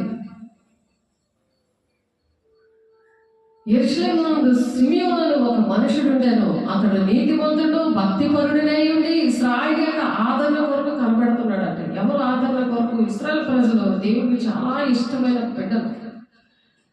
యాకోబుని ఇశ్రాయేలుగా మార్చాడు దేవుడు. మరి మోషేని ఆ రాకుమార్తె అయిన ఫరో కుమార్తెకి, ఆ రాకుమార్తెకి మరి పెంచుకుంటుంది మోషేని. ఆ రాజరికం అనేది ఇష్టం అని, ఆ రాజభోగాలు అవన్నీ కూడా అది ఇష్టపడలేదు మోషే గారు. ఆ భాగ్యం కన్నా దేవుడు బిడ్డలతో ఉండడం ఎంతో భాగ్యం అని ఎంచుకున్నాడు. అలాగే అంత సమర్పణతో మోషే గారు నడిపిస్తే నడలేదు. ఆ ఇశ్రాయేలు ప్రజల కోసం ఈ సిమియోను గారు వాళ్ళ గురించి దేవుని సన్నిధిలో ఆయన యెరూషలేమునందు సిమియోను ఏం చేస్తున్నారంటే, ఆ నీతిమంతుడు భక్తిపరుడై ఉన్నాడు. నీతిమంతుడు భక్తిపరుడు ఎక్కడున్నాడు? యెరూషలేము మందిరంలో ఉన్నాడు. అలాగ ఎవరైనా ఉంటున్నారు అప్పుడు దేవుని సన్నిధిలో? నీతిమంతుడుగా, భక్తిపరులుగా దేవుని సన్నిధిని ఇష్టపడుతున్న వాళ్ళు ఉన్నారా? ఎందుకున్నాడు ఆయన? ఆ రారాజుని కన్నులారా చూస్తాను అనే ప్రవచనం ఇర్మియా గారు చెప్పారు కదా, ఆ ప్రవచనం నెరవేర్పు కోసం ఉన్నాడు. మరి మిగిలిన వాళ్ళు ఎందుకు లేరు? దేవుని రాజ్యం వెళ్ళే మార్గం ఇరికైనది, విశాలమైనది కాదు. అది నరకమైన వచ్చి విశాలమైంది. దేవుని రాజ్యం వెళ్ళే మార్గం ఇరుకు మార్గం. దేవుని సన్నిధిలో ఉంటే నీతిమంతుడిగా బతకడం, భక్తిగా బతకడం, దేవుని సన్నిధిలో ఉండి మరి ఆ ఇశ్రాయేలు ప్రజల కోసము వాళ్ళ ఆదరణ కోసం, ఇశ్రాయేలు ఆదరణ కోసం మరి అలా హింసిస్తుంటే మెస్సయ్య వస్తాడు, మెస్సయ్య మమ్మల్ని కాపాడతాడు, మమ్మల్ని రక్షిస్తాడు అని వాళ్ళు ఎదురు చూస్తుంటే వచ్చినా సరే వాళ్ళు నమ్మలేదు. మరి అలాంటి వాళ్ళ కోసం ప్రార్థన మనం చేయాలి కదా. ఇప్పుడు కూడా ఎవరు నమ్మట్లేదు. ఇప్పుడు అదే పరిస్థితి. అప్పుడు వాళ్ళు చనిపోయిన ఆ ఆత్మలు ఇప్పటికీ కూడా ప్రతి ఒక్కరిలో ఏలుబడి చేస్తున్నాయి. దేవుడు అంటే ఏంటో, తండ్రి చిత్తం అంటే ఏంటో చాలా మందికి అర్థమవ్వలేదు. నేను అనుభవంతో చెప్తున్నాను, అర్థమవ్వలేదు. కుటుంబాల్లో, సంఘాల్లో అర్థమవ్వలేదు. సేవకులకు కూడా అర్థమవ్వలేదు. అది అనుభవపూర్వకంగా వస్తుంది. దేవుని సన్నిధిలో గడిపినప్పుడు వస్తుంది. వాళ్ళే చూస్తారు, కన్నులారా చూస్తారు. రారాజు కన్నులారా చూసి రారాజు బిడ్డలుగా, రారాజు కుమారుడిగా, కుమార్తెగా మనం ఉండాలంటే గడపాలి దేవుని సన్నిధిలో. దీప వృక్షంలా ఉండాలి. ఒలివెల ఆ పిక్కలు దంచి తీసిన ఒలివెల పిక్కల నూనెతోటి ఆ దీపము, ప్రార్థన అనే దీపం ఎప్పుడు వెలుగుతూనే ఉండాలి. అదే టబర్నికల్ మోషే గారికి చెప్పారు. ప్రత్యక్ష గుడారం విషయంలో అవన్నీ అర్థమవ్వాలి. మనమే ఒక ప్రత్యక్ష గుడారంగా, అతి పరిశుద్ధ స్థలముగా, దేవునికి ఒక దేహమే, దేవునికి ఆలయంగా గడపాలి అని చెప్పి ఆయన అప్పుడు కనులారా చూడగలం. అప్పుడు ఇటువంటి విషయాలు అర్థమవుతాయి. ఈ ప్రవచనము ఇర్మియా గారు ప్రవచించారు. దాని విషయంలో నెరవేర్పనేది ఇదిగో సీమోన్ గారు నెరవేరినట్టు మనకు కూడా జరగాలి. మనకు కూడా జరగాలి. దేవుని కన్నులారా మనం చూడాలి. తండ్రి అనే దేవుడు ఆత్మస్వరూపి అన్నాడు. యేసే అందుకే మానవ రూపంలో పుట్టాడు, మన జీవితాల్లో పుట్టాడు. అది గమనించట్లేదు. అందుకే భయంకరమైన గుండె నొప్పులు, చెస్ట్ క్యాన్సర్లు, రక్తస్రావములు ఇలాంటివన్నీ కూడా నా పరిచయంలో దేవుడు జరిగించారు. అద్భుతకరమైన దెయ్యాలు, అనేకమైన విగ్రహాలు, చీకట్లు, అనేకమైన చెడుతులు దేవుడు విడుదల ఇవ్వడానికి ఆ చెరలో ఉన్న వాళ్ళు, బంధకాలు ఉన్న వాళ్ళు, పేదలకు సువార్తను ప్రకటించడానికి నేను అభిషేకించాను, చెరలో ఉన్న వాళ్ళని విడిపించడానికి నేను అభిషేకించాను అని చెప్పి దేవుడు నన్ను ఆ దర్శనం పంపించారు. అలాంటి ఏరియాలో వాడుకున్నారు. ఎందుకంటే ఆయన కనులారా చూసే ఆ జ్ఞానేంద్రియాల కోసము ఆ టీవీ సైతం వెళ్ళిపోయింది. అప్పుడే దేవునికి నాకు అడ్డుగోడగా ఉంది. ఆ టీవీ సైతం నేను చిన్నప్పుడు నుండి ఎక్కడ పెరిగానో అక్కడ నుండి, చిన్నప్పటి నుండి నన్ను వెంటాడుతున్న సినిమా చీకటి అది కనిపించింది. అది నన్ను వెంటాడుతుంది. రైల్వే క్వార్టర్స్లో చిన్నప్పుడు 6 నెలలు వచ్చింది రైల్వే క్వార్టర్స్లో. నాకు 21 సంవత్సరాలు నాకు అక్కడే పెళ్ళైంది. నేను ప్రార్థన చేసినప్పుడు, నా జీవితం అంకితం ఇచ్చినప్పుడు, దేవా ఎవ్వరూ ఇలాగ మోసపోకూడదు నాకులాగా, నాకు భక్తి నేర్పించని అడిగినప్పుడు దేవుడు ఏకాంతంలో, దేవుడు నాకు అక్కడ నేను పుట్టి పెరిగిన ఏకాంతంలో నేను ప్రార్థన చేసినప్పుడు దేవుడు అక్కడ నాకు తెలియపరిచారు, భక్తి నేర్పించారు. దేవుడు ఆటల మీద అధికారం ఇచ్చారు. ఎందుకు ఆయన కళ్ళారా నేను చూశాను అనమాట. ఆయన మనసును గ్రహించినందుకు చెప్తున్నారు ఈ మాటలు. ఇవన్నీ నాకు నేర్పించాడు ఆయన. కాబట్టి ఆదరణ మనకు కనిపెడుతున్నాడంట ఆయన. ఇశ్రాయేలు ఆదరణ కొరకు మనం చేయవలసిన పనేంటి? ఇశ్రాయేలు ఆదరణ కొరకు మనం కనిపెట్టాలి.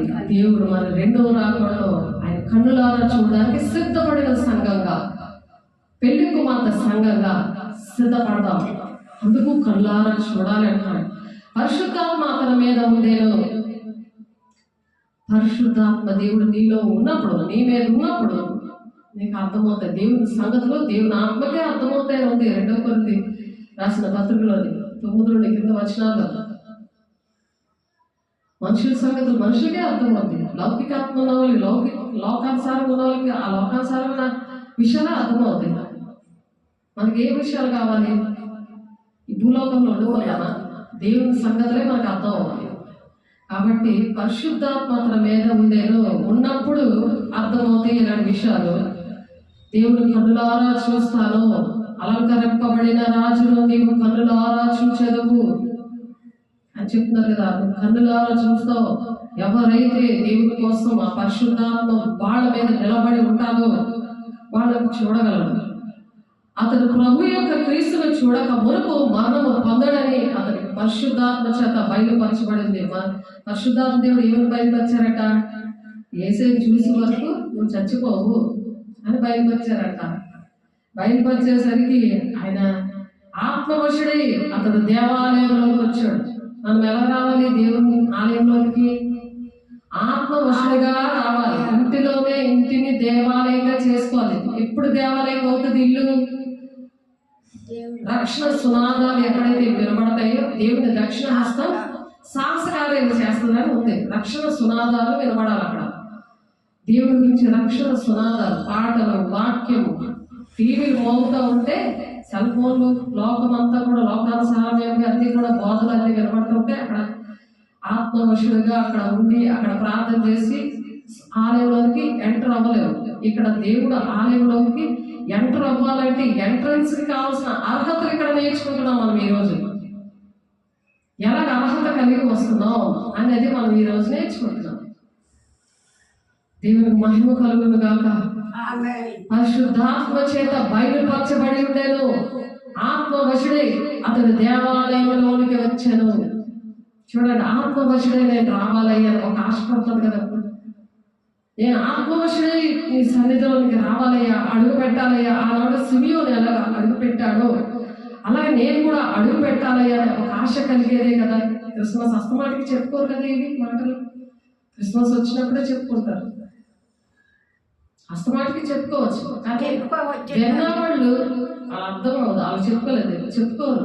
ఏంటి ఈరోజు క్రిస్మస్ మెసేజ్ చెప్పారు అనుకుంటారు. కానీ ఇది మంచి ఛాన్స్ అనమాట. ఈ 2 నెలలు చలికాలం, చలి రాత్రి ఎదురు చూసి అని ఆ పాట ఉంది. శీతాకాలంలో పాట ఉంది.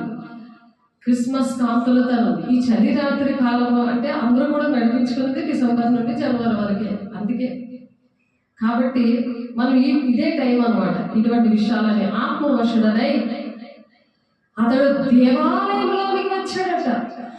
ఎవరు? సిమియోను వచ్చారు. ఎంత ముసలైపోయే వరకు కూడా చనిపోలేదు. ఎవరిని చూడాలని? ఎవరిని చూడాలి? రారాజుని చూడాలని, కన్నులారా చూడాలని.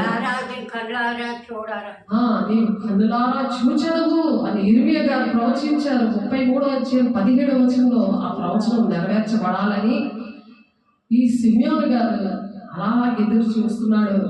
ఆత్మవశుడే అతడు దేవాలయంలోకి వచ్చాను. అంతటి ధర్మశాస్త్ర పద్ధతి చెప్పున ఆయన విషయమై జరిగించుటకు తల్లిదండ్రులు శిశువుని యేసును దేవాలయానికి తీసుకొని వచ్చారు. ఆ టైంలోనే తీసుకొచ్చారు. ఆయన అడుగు పెట్టారు. యోహాను మరియ గారు మరి 8వ రోజు కార్యక్రమం చేయడానికి తీసుకొని వచ్చారు. అతను తన చేతులలో ఆయన ఎత్తుకొని యేసుని ఎత్తుకున్నాడు. సిమియోను ఎత్తుకొని భార్య భర్తలు ఎంత పరిశుద్ధంగా ఉండి పిల్లల కనాలని విషయం ఇక్కడ జ్ఞాపకం చేసుకోవాలి. యేసే లాంటి బిడ్డల కంటే ఎంత బాగుంటది. అది ఏ ఉద్యోగం చేసినా, ఒకవేళ సమర్పించుకున్నా, దేనికైనా సరే చేయమే, ఎక్కడున్నా సరే చేయమే, ఎక్కడ అడుగు పెడితే అక్కడ చేయమే. అందరికి, దేశానికి, కుటుంబానికి, సంఘానికి దీవెనకరంగా ఉంటారు అలాంటి బిడ్డలు. ఎందుకంటే యేసే అలా పుట్టారనమాట. యోహాను మరియ ఎంత సమర్పించుకున్నారు ఆలోచించండి. ఏ భర్త అయినా సరే ముందుగా గర్భం ధరిస్తే భర్త ఊరుకుంటాడా? సైలెంట్గా వెళ్ళిపోదాం అని అనుకుంటే దూత దర్శించింది. అతను భక్తిపరుడు కాబట్టి కదా దర్శించింది. భక్తి లేకపోతే దర్శించదు కదా. ఇప్పుడు అలాంటి పరిస్థితి జరిగితే ఏ భర్త అయినా భార్యను ఊరుకుంటాడా? ఎన్ని నిందలు అవమానాలు భరించుంటారు వాళ్ళిద్దరిలో ఎంత ప్రేమ ఉంది అది ఎవరైనా గమనించారా? అలా భార్య భర్తల మధ్యన ఎక్కడైనా ప్రేమ ఉంటుందా ఈ దినాల్లో? ఎవరైతే ఆయనకి ఇష్టలేని మనుషులకి భూమి మీద సమాధానం ఉంది. వాళ్ళిద్దరికి ఉన్న సమాధానం ప్రతి ఒక్కరు భార్య భర్తల్లో ఉండునుగాక. ఆమేన్. అటువంటి సమాధానం ఉండాలి. అటువంటి బిడ్డలు కనాలి.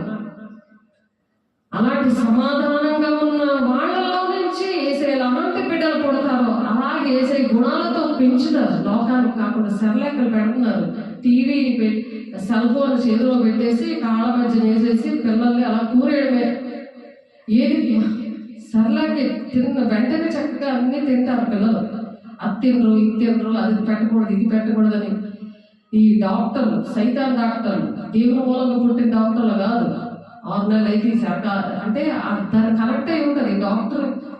డాక్టర్ డిస్పెన్సరీకి మెడికల్ షాప్కి కనెక్ట్ అయి ఉంటుంది. కాబట్టి అటువంటి మందులు ఇదంతా ఒక బిజినెస్ అయిపోయింది. అయ్యో మనం ఇలాంటి చేయకూడదు అనుకోవట్లేదు. జ్వరం వస్తే ఇష్టం వచ్చినట్టు ఉండొచ్చు, ఇష్టం వచ్చినట్టు అన్ని తినేయచ్చు, పచ్చమేం చేయక్కర్లేదు. ఇలాగా తల్లులేటి పిల్లలేటి పాడైపోయారు. ఉన్న పచ్చం చేయకపోతే మరి దేవుడు ఇచ్చిన మంచి ఆహారం అన్ని భుజించాలని వాక్యం చెప్తుంది కదా.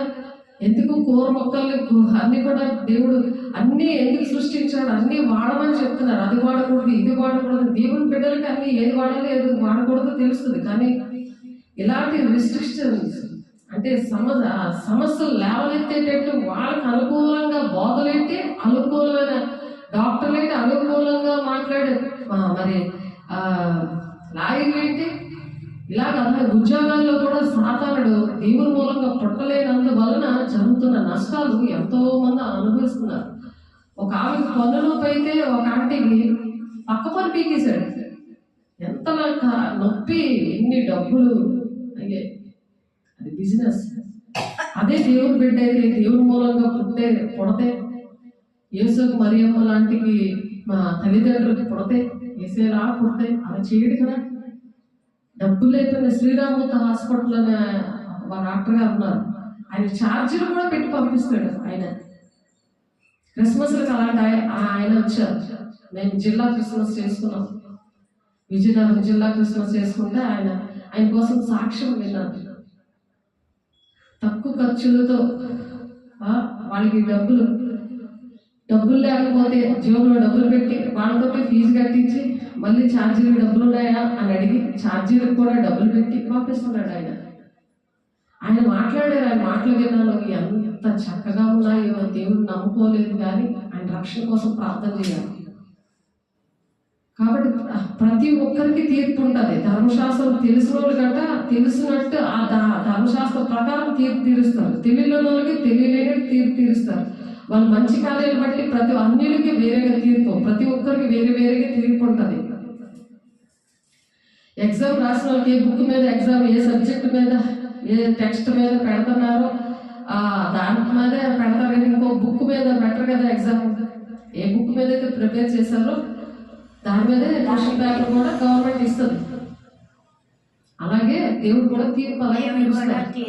మనుషులు అలాగే భూలోకంలో పరీక్షలు పెడుతున్నారు, ఎగ్జామ్లు పెడుతున్నారు, మరి ఇంటర్వ్యూలు పెడుతున్నారు.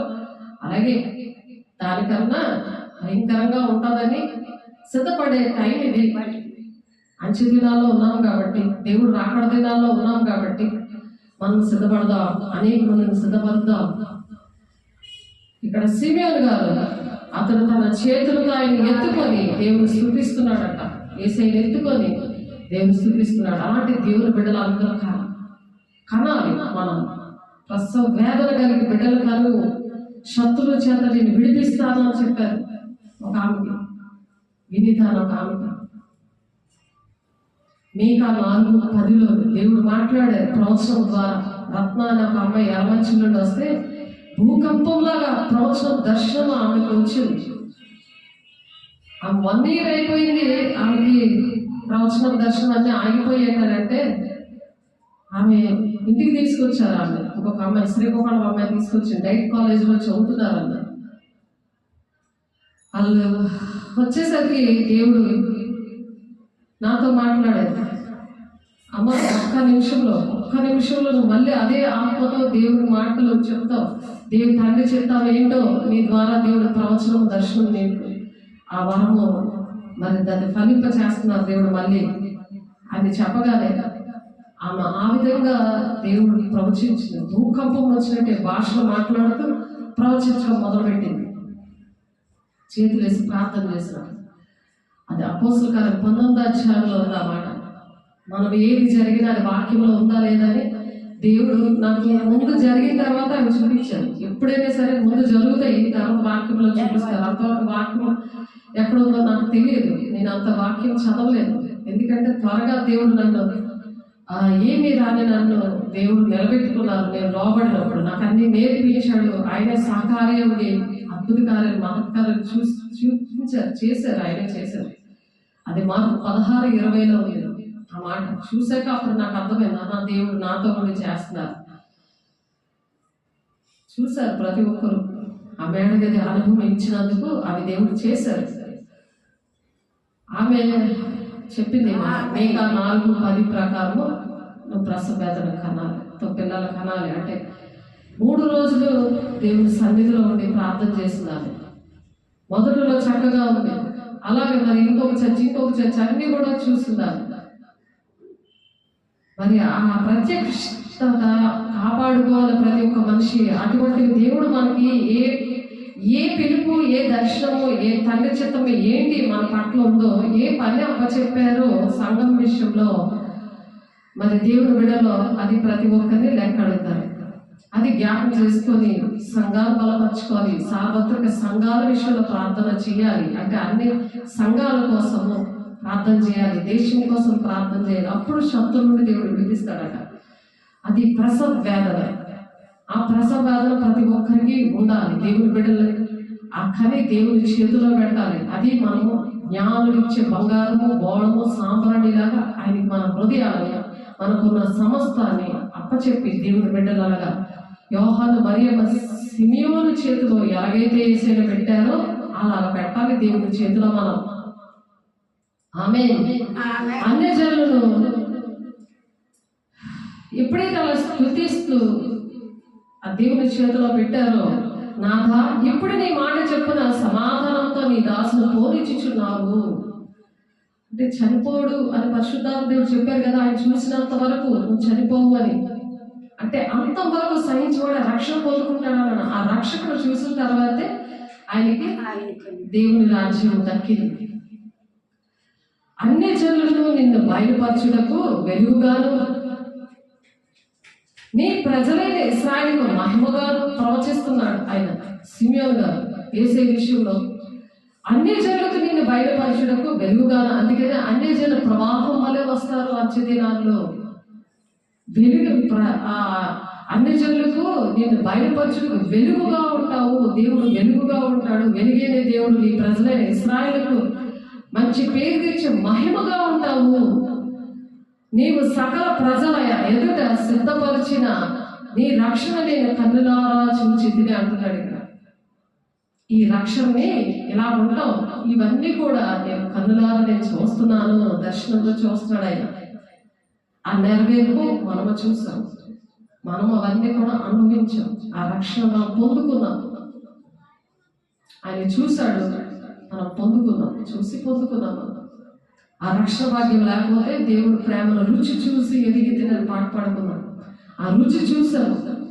రుచి చూసినప్పుడు దేవుడు ఆ రుచిని అనేక మందికి అందించకపోతే అప్పుడు లెక్క పెడతాడు. లెక్కలు ఉంటాయి అక్కడ, మన లెక్కలు. ఏం చేసావు?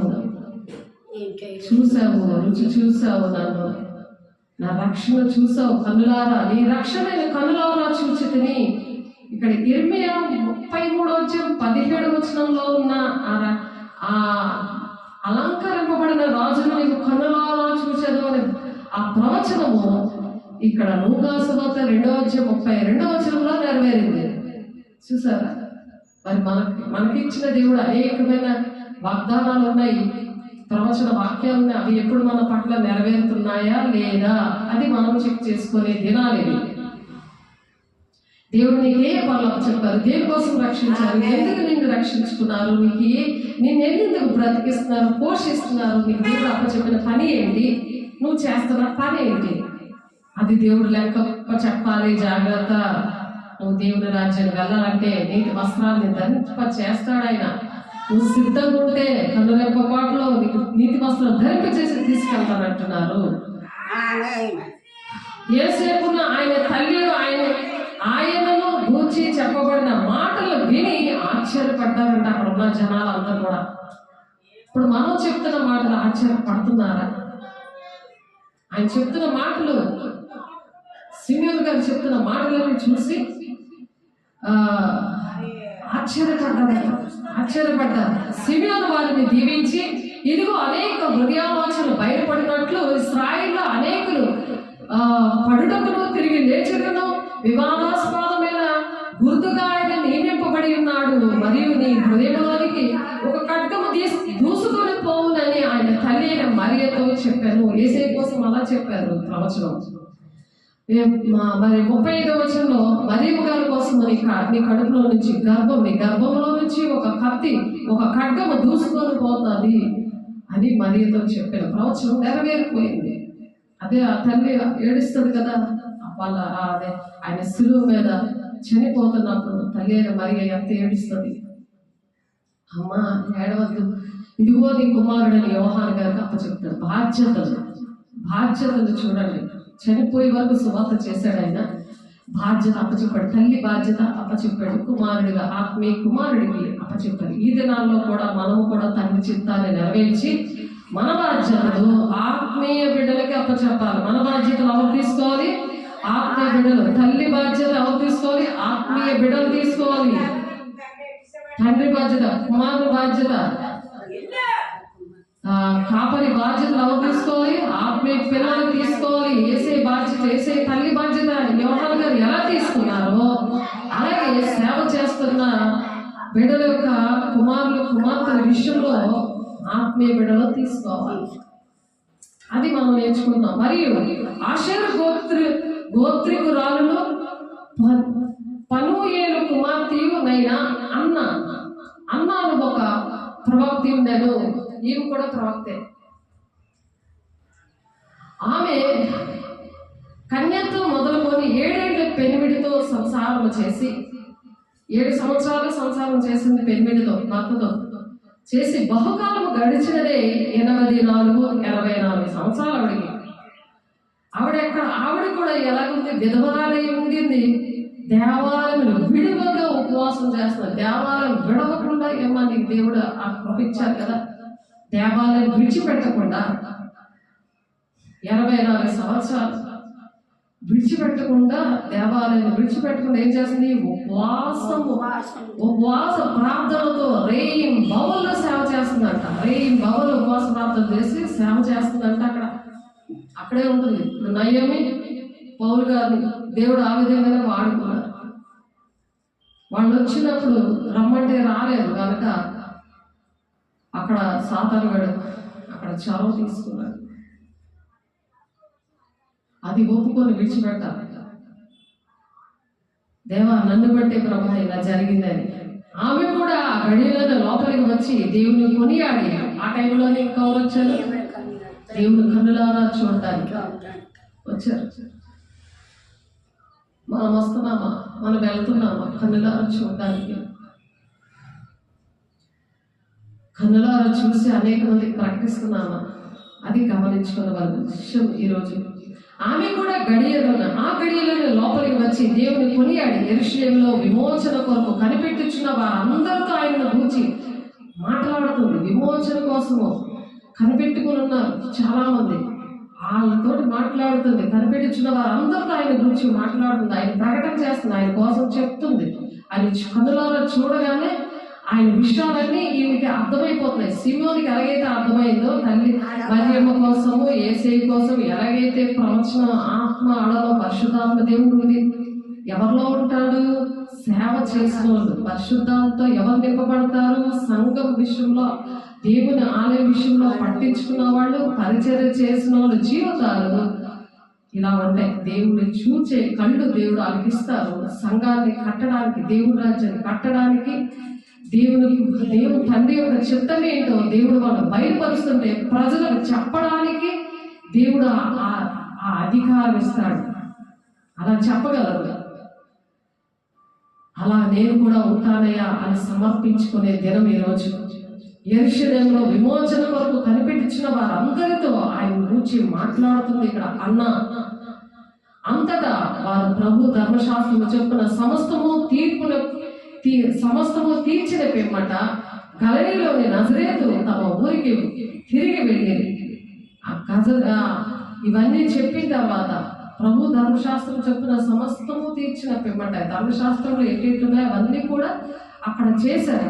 ఆ 8వ రోజు ఇది జరిగింది. ఇవన్నీ కూడా జరిగినప్పుడు నజరేతును తమ ఊరికి, మళ్ళీ గలిలీలో ఉండే నజరేతను గలిలియాలోని నజరేతు అనే తమ ఊరిలోనికి తిరిగి వెళ్ళిపోయారు. అలా జరిగింది.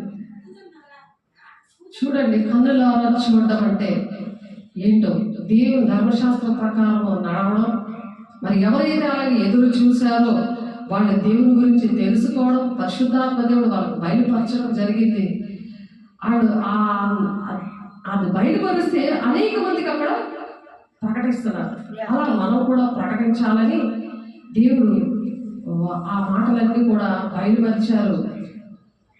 కాబట్టి ఈ అలంకరింపబడిన ఈ రాజును చూడడానికి కీర్తనాకారుడు కూడా, కన్నులారా చూడడానికి కీర్తనాకారుడు కూడా చెప్పాడు. ఏంటంటే కీర్తన 31:8 నీవు శత్రువుల చేత నన్ను చెరపట్టలేదు, విశాల స్థలంలో నా పాదంలో నిలబెట్టావు అని చెప్తున్నారు. విశాలమైన స్థలంలో దేవుడు నిలబెట్టాడు.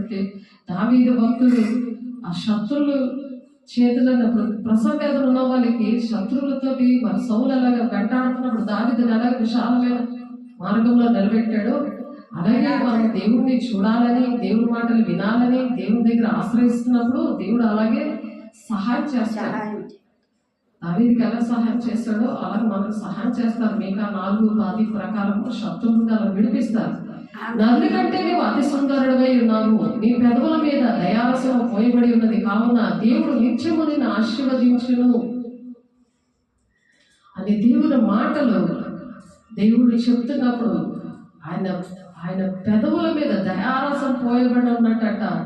దేవుడు నిత్యము నిన్ను ఆశీర్వదిస్తాడు. ఆ మాటలు, ఇటువంటి మాటలు ప్రకటిస్తూ ఉంటే నేను దేవుడు ఆశీర్వదిస్తూ ఉంటాడు. ఆ దయతో కూడిన మాటలు, ఆ పెదవులు, సుందరమైన పెదవులు ఆ దేవుడు ఇస్తానని ప్రవచనం చెప్తున్నారు. కీర్తనలో 45:2 దేవుని మాటలు అలా ఆ విధంగా ప్రకటించాలి. అలాగే పరమగీతము 5:10 నా ప్రియుడు ధవళవర్ణుడు రత్నవర్ణుడు 10,000 మంది పురుషుల్లో అతన్ని గుర్తించవచ్చును అని దేవుని బిడ్డలు ఎవరిలో అయితే ఉంటారో వాళ్ళు దేవుని స్వరూపంతో ఉంటారు, దేవుని గుణాలతో ఉంటారు, దేవుడిని వర్ణించగలిగేటట్టుగా. మరి దేవుని రూపం ఏంటో అనేది ఇప్పుడు సిమియోను అన్న ఎలా చెప్తున్నారో అలా మనం చెప్పగలము, అలాగ ఆయన కొనియాడగలము, అలా నడవగలము, అటువంటి ఆశీర్వాదాలు మనం పొందుకోగలము. అలాగే యెషయా గారు కూడా చెప్తున్నారు 26:15 యెహోవా నీవు జనమును వృద్ధి చేసితివి అని చెప్తున్నారు. దేశం యొక్క సరిహద్దుల విశాలపరిచి నిన్ను నీవు మహిమపరచుకుంటుంది. అలాగే ఎప్పుడైతే ప్రకటిస్తామో దేశం అంతా కూడా విశాలపరచబడుతుంది. దేవుని బిడ్డలు అందరూ కూడా సుఖ శాంతులతో శాంతికరమైన జీవితాలు గడపడానికి, ఆ పరలోక రాజ్యము, కొత్త ఆకాశం, కొత్త భూమి రావడానికి ఆ విశాలపరచబడుతుంది. అప్పుడు దేవునికి మహిమకరంగా మనం జీవించగలము అని చెప్తున్నారు. ఇక్కడ యెషయా గ్రంథంలో 26:15 అలాగే యెషయా గారు ఆలకించడి, రాజు నీతిని బట్టి రాజ్య పరిపాలన చేయడం, అధికారులు న్యాయం బట్టి ఏలుగురు, అధికారులు న్యాయం బట్టి అంటారు. మనుషుడు గాలికి మరుగైన చోటు వల్లే, గాలి వానకు చాటైన చోటు వల్లనే ఉంటాడంట మనుషుడు. కాబట్టి ఎండిన చోట నీళ్ళ కాలువ వలెను, అలసట పుట్టించు దేశంలో గొప్ప బండ నీడ వలెను ఉంటుందని చెప్తున్నారు. మనుషులు ఎలా ఉంటారు అనే విషయాలు రాజు నీతిని బట్టి రాజ్య పరిపాలన ఎలా చేస్తారు, అధికారులు న్యాయాన్ని బట్టి ఎలా ఏలుబడి చేస్తారు, ఈ విషయాలన్నీ కూడా యెషయా గారు 32:1-2 చెప్తున్నారు. ఈ ప్రవక్తలందరూ కూడా ముందుగా దేవుడు ఇవన్నీ ప్రవచించారు, ఇవన్నీ నెరవేర్పులోనికి రావడానికి దేవుడు సిద్ధపరుస్తున్నారు. వర్షం ఎంతో క్షేమంగా ఉన్నారు, ఎంతో సొగసుగా ఉన్నారు. ధాన్యం చేత యవనులను, క్రొత్త ద్రాక్ష రసం చేత యవన స్త్రీలను వృద్ధి అందుచున్నారు అని జకర్యా చెప్తున్నారు. జకర్యా గారు ప్రవచిస్తున్నారు 9:17. ఎప్పుడైతే దేవుని సన్నిధి ఉంటుందో, దేవుని ప్రకటిస్తూ ఉంటారో వాళ్ళ పరిస్థితులు మనకి అలా ఉంటాయని చెప్తున్నారు. అలాగే ఆయన ముఖము సూర్యుని వలె ప్రకాశించాను. ఆయన ముఖం ఎలా ఉంది? సూర్యుని వలె ప్రకాశిస్తూ ఉన్నారు. అది చూడగలరు అన్నమాట దేవుని ప్రకటించే వాళ్ళు, ఆయన కన్నులారా చూచిన వాళ్ళు. రండి అని చెప్పేటప్పుడు వచ్చి చూడండి, వచ్చి చూడుడి. అలాగ విన్నవాళ్ళు, ఆ స్వరం విని వచ్చిన వాళ్ళ పరిస్థితులు ఎలాగుంటే ఆయన ముఖము సూర్యుని వల్ల ప్రకాశించిందనేది చూస్తారు. ఆయన వస్త్రములు వెలుగు వలె తెల్లని వాయను. ఆయన ప్రార్థన అలా చేశారు. కాబట్టి అటువంటి ప్రార్థనా పరులుగా దేవుడు వచ్చిన వాళ్ళని ఆత్మస్వరూపులుగా ఆత్మ వర్షంలో ఉండి వచ్చి అడుగు పెడితే సిమియోనికి ఎటువంటి భాగ్యం ఇచ్చారు. అలాగే ప్రార్థన వరము అడిగిస్తారు, ఆ ప్రవచనం ఇస్తారు, దేవుని విషయాలు అనేకమైన అర్థమయ్యేలాగా దేవుడు తెలియపరుస్తారు. పాటలో మనం పాడుకున్నాం కదా, వాక్యమే నా దేవుడు శరీరధారి వచ్చారని. అలాగ వాక్యం వాళ్ళకి అర్థమవుతుంది. ఆ మాటలు ఎక్కడున్నాయి? యోహాను సువార్త 1:14 ఉంది. ఆ వాక్యం శరీరధారి కృపా సత్య సంపూర్ణుడిగా మన మధ్య నివసించను. తండ్రి వల్ల కలిగిన అద్వితీయ కుమారుడి మహిమ వలె మనం ఆయన మహిమను కనుగొంటిమి. ఆయన మహిమ అంటే ఏంటి? ఆ వాక్యమే మహిమ అయింది. ఆ వాక్యం ఎవరు అయితే భద్రపరుచుకుంటారో ఆ వాక్యం ద్వారా నడుస్తారు. పాతాలకి దీపం, అది త్రోవలకు వెలుగే ఉంది అని 119వ కీర్తనలో దావీదు గారు చెప్పి ప్రవచించారు. అది నెరవేర్పు జరగాలి మన జీవితాల్లో. ఆమేన్. నా ఆజ్ఞలు అంగీకరించే వాడిని గైకొను వాడే నన్ను ప్రేమించేవాడు నా తండ్రి వల్ల ప్రేమిపోడను, నేను వాడిని ప్రేమించి వానికి నన్ను కనపరుచుకుందునని చెప్పాను. అప్పుడు వచ్చి చూడి అంటే కనపరుచుకుంటాడు ఆయన. అలాగే దేవుని సన్నిధిలో గడిపినప్పుడు అన్నాలాగా సిమియోనులాగా యోహాను 14:21 ఉంది ఈ మాట. ఇష్టపడుతున్నావా దేవుని సన్నిధి అంటే, దేవుని బిడ్డలు అంటే, దేవుని సంఘ కాపర్ని, ఆయన మాటల్ని ఇష్టపడుతున్నావా? నన్ను ఒక పాత్రగా వాడుకుంటున్నాడు అంతే. దేవుడు మాటలు చెప్తున్న మాటలు, ఆయన నా ద్వారా చెప్తున్న మాటలు మత్తయి 10:20 నిలబడినప్పుడు మాట్లాడతారు. పరిశుద్ధాత్మ మాట్లాడుతున్నాడు. ఆ మాటలు అంగీకరించాలి. తండ్రి నేను ఎక్కడ ఉండునో అక్కడ నీవు నాకు అనుగ్రహించిన వారును నాతో కూడా ఉండవాలని తండ్రికి ఎవరైతే అప్పగించారో, తండ్రికి ఇష్టంగా ఎవరైతే ఉన్నారో, ఇప్పుడు చెప్పిన మాటలు అందరూ విని ఎవరైతే అలా ఉన్నారో వాళ్ళ కోసం తండ్రికి యేసయ్య ప్రార్థన చేస్తున్నాడు. ఇక్కడ యోహాను సువార్త 17:24 తండ్రి నేను ఎక్కడ ఉండునో అక్కడ నీవు నాకు అనుగ్రహించిన వారును నాతో కూడా ఉండవాలని, నీవు నాకు అనుగ్రహించిన నా మహిమను వారు చూడవాలని కోరుచున్నాను. జగత్తు పునాది వేయబడకమనిపే నీవు నన్ను ప్రేమించావు. అప్పుడు నుండి ఉన్నాడు పసుబాలు. అప్పుడు నుండి తండ్రి దేవుడు ప్రేమిస్తూ తండ్రి చిత్తాన్ని నెరవేర్చడానికి ఆ విధంగా నాకు అప్పచెప్పిన వాళ్ళు కూడా వాళ్ళు నా మహిమను చూడాలని ప్రార్థన చేస్తున్నాడు. అప్పటి నుండి కూడా ప్రపంచం అంతా స్టార్ట్ అవ్వక ముందు నుండి కూడా తండ్రి దేవుడు కుమారుని ప్రేమిస్తే ఆ కుమారుడు మనల్ని ప్రేమించి మనల్ని అప్పగించాడు. దేవుడు ఒక ప్రణాళిక లేకుండా మనం ఉండము. ఈ మాటలు దేవుడు అర్థమయ్యేలా చేయడు. ఆయన ఆకర్షిస్తున్నా కానీ మనకు అర్థం కావు. ఆయన చేతిలో ఉన్నాం కాబట్టి ఆయనకి ఇష్టమైన ప్రజలకు భూమి మీద సమాధానం అంటే ఇదే. సమాధానం దేవుడితో జీవితాంతం ఏంటంటే మనకి గుర్తుండిపోవాలి. చెరగని మచ్చలాగా ఉండిపోవాలన్నమాట. ఆ మచ్చలాగా చెరిగిపోకూడదు. హృదయంలో మనసులో ముద్రించబడాలి. అలా ఉండాలని దేవుడి మాట చెప్తున్నారు. అలాగే 2 కొరింథీయులు 4:14 ఏలైనగా దృశ్యమైనవి అనిత్యములు, అదృశ్యమైనవి నిత్యములు. దృశ్యమైనవి ఎన్ని మనం చూస్తున్నాం, మనకు అవన్నీ వేస్టే. కానీ అదృశ్యమైనవి దేవుని కనులారా చూసేవి, అవి నిత్యం అన్నమాట. నిత్యము దేవునితో ఉండేవి. ఆ వాటి కోసం జ్ఞానేంద్రియాలు ఉండాలంటే పరిశుద్ధంగా ఉండాలి. పరిశుద్ధంగా ఉన్నప్పుడే జ్ఞానేంద్రియాలు పనిచేస్తాయి. వీరందరూ ఆ వాగ్దానంలో ఫలం అనుభవింపకపోయినను దూరం నుండి చూచి వందనములు చేసి తాము భూమి మీద పరదేశంలో యాత్రికులై ఉన్నామని ఒప్పుకొని విశ్వాసం గలవారే మృతి పొందారు. ముందు భక్తులు ఇశ్రాయేలు ప్రజలు చూశారంటే కానాను దేశం వెళ్ళలేదు, చూసి చనిపోయారు. హెబ్రీయులకు రాసిన పత్రిక 11:13 నుండి 15 చదువుతున్నాను.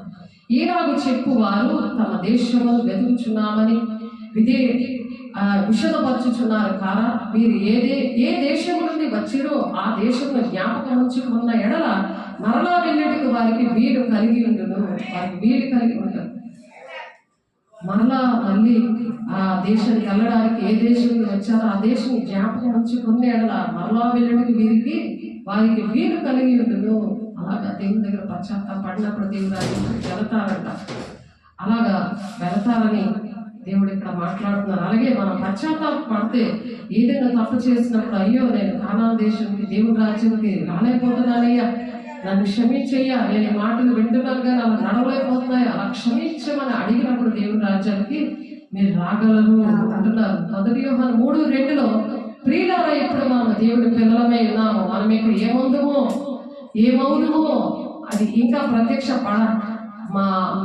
పరచబడలేదు. కానీ ఆయన ప్రత్యక్షమైనప్పుడు ఆయన ఉన్నట్టుగానే ఆయనను చూతము కనుక ఆయనను పోలి విందుమని ఎరుగుదము. ఆయన పోలి ఉండాలి, ఆయన చూడాలంటే ఆయన పోలి ఉండాలని చెప్తున్నారు ఇక్కడ 1 యోహాను రాసిన పత్రిక 3వ అధ్యాయం 2వ వచనంలో. ఇక్కడ యెషయా గారు కూడా మాట చెప్తున్నారు. ఎందుకంటే నేను అపవిత్రమైన పెదవులు గలవాడను, అపవిత్రమైన పెదవులు గల జనుల మధ్యను నివసించేవాడను, నేను నశించి తిని రాజులు సైన్యములకు అధిపతి యెహోవాను నేను కన్నులారా చూచి తిని అని అనుకున్నాడంట. కన్నులారా నేను చూద్దాం అనుకున్నాడు యెషయా గారు అనుకున్నారు. నేను అపవిత్రమైన పెదవులు గలవాడను. ఆయన ప్రవక్త, ఆయన భక్తిపరుడు, కానీ అపవిత్రమైన పెదవులు గలవాడను, నేను కన్నులారా దేవుని చూద్దాము అనుకుంటున్నాను అంటున్నాడు ఆయన. ఆలోచించండి, మన పెదవులు ఎలా ఉన్నాయి, అపవిత్రంగా ఉన్నాయా లేదా? ప్రతి మాట జాగ్రత్తగా మాట్లాడాలి, ఎక్కువ సైలెంట్గా ఉండాలి, దేవుని మాటలు పలకాలి, దేవునితోటే మాట్లాడుకోవాలి ప్రతిదీ కూడా. యెషయా గారు ఆ విధంగా బాధపడతారు. కాబట్టి నీ హృదయము భయంకరమైన వాటిని బట్టి ధ్యానించును. నీ హృదయము భయంకరమైన వాటిని బట్టి ధ్యానించును. జనసంఖ్య వాడు ఎక్కడ ఉన్నాడు? జనసంఖ్య వ్రాయవాడు ఎక్కడ ఉన్నాడు? తూచువాడు ఎక్కడ ఉన్నాడు? రుజువులు లెక్కించేవాడు ఎక్కడ ఉన్నాడు?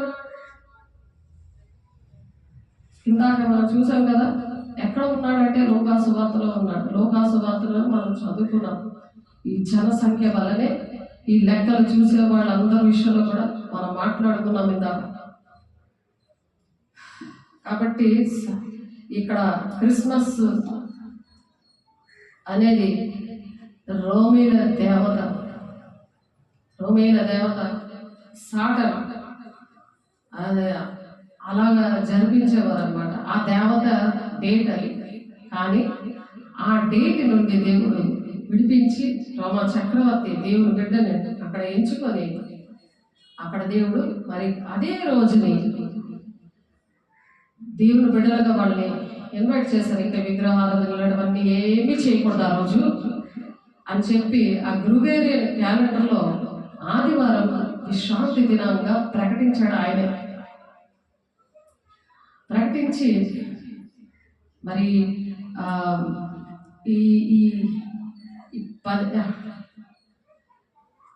ఎవరైతే ఈ 25వ తారీఖున చేస్తున్నారో మీరు ఆ పుట్టినదినం అనేది ఏసేది పుట్టినదినం చెయ్యాలి అని అక్కడ ప్రకటన చేశాడు. ఆయన నమ్ముకొని, ఆ చక్రవర్తి నమ్ముకొని ప్రకటన చేశాడు.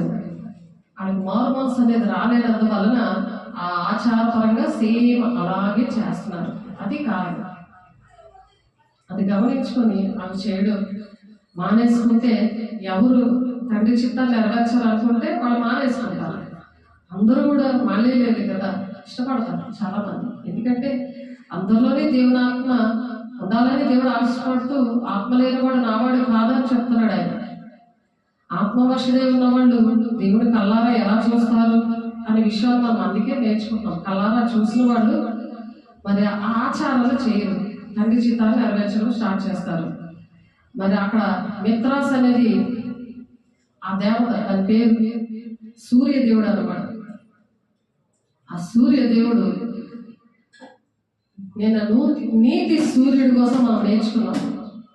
ఇక్కడ వాళ్ళు కూడా సూర్యుడు, ఆ నీతి, ఆ సూర్యదేవుడిని అంటే మిత్రాస్ దాని పేరు. దాన్ని అలా పూజిస్తూ ఉంటారు.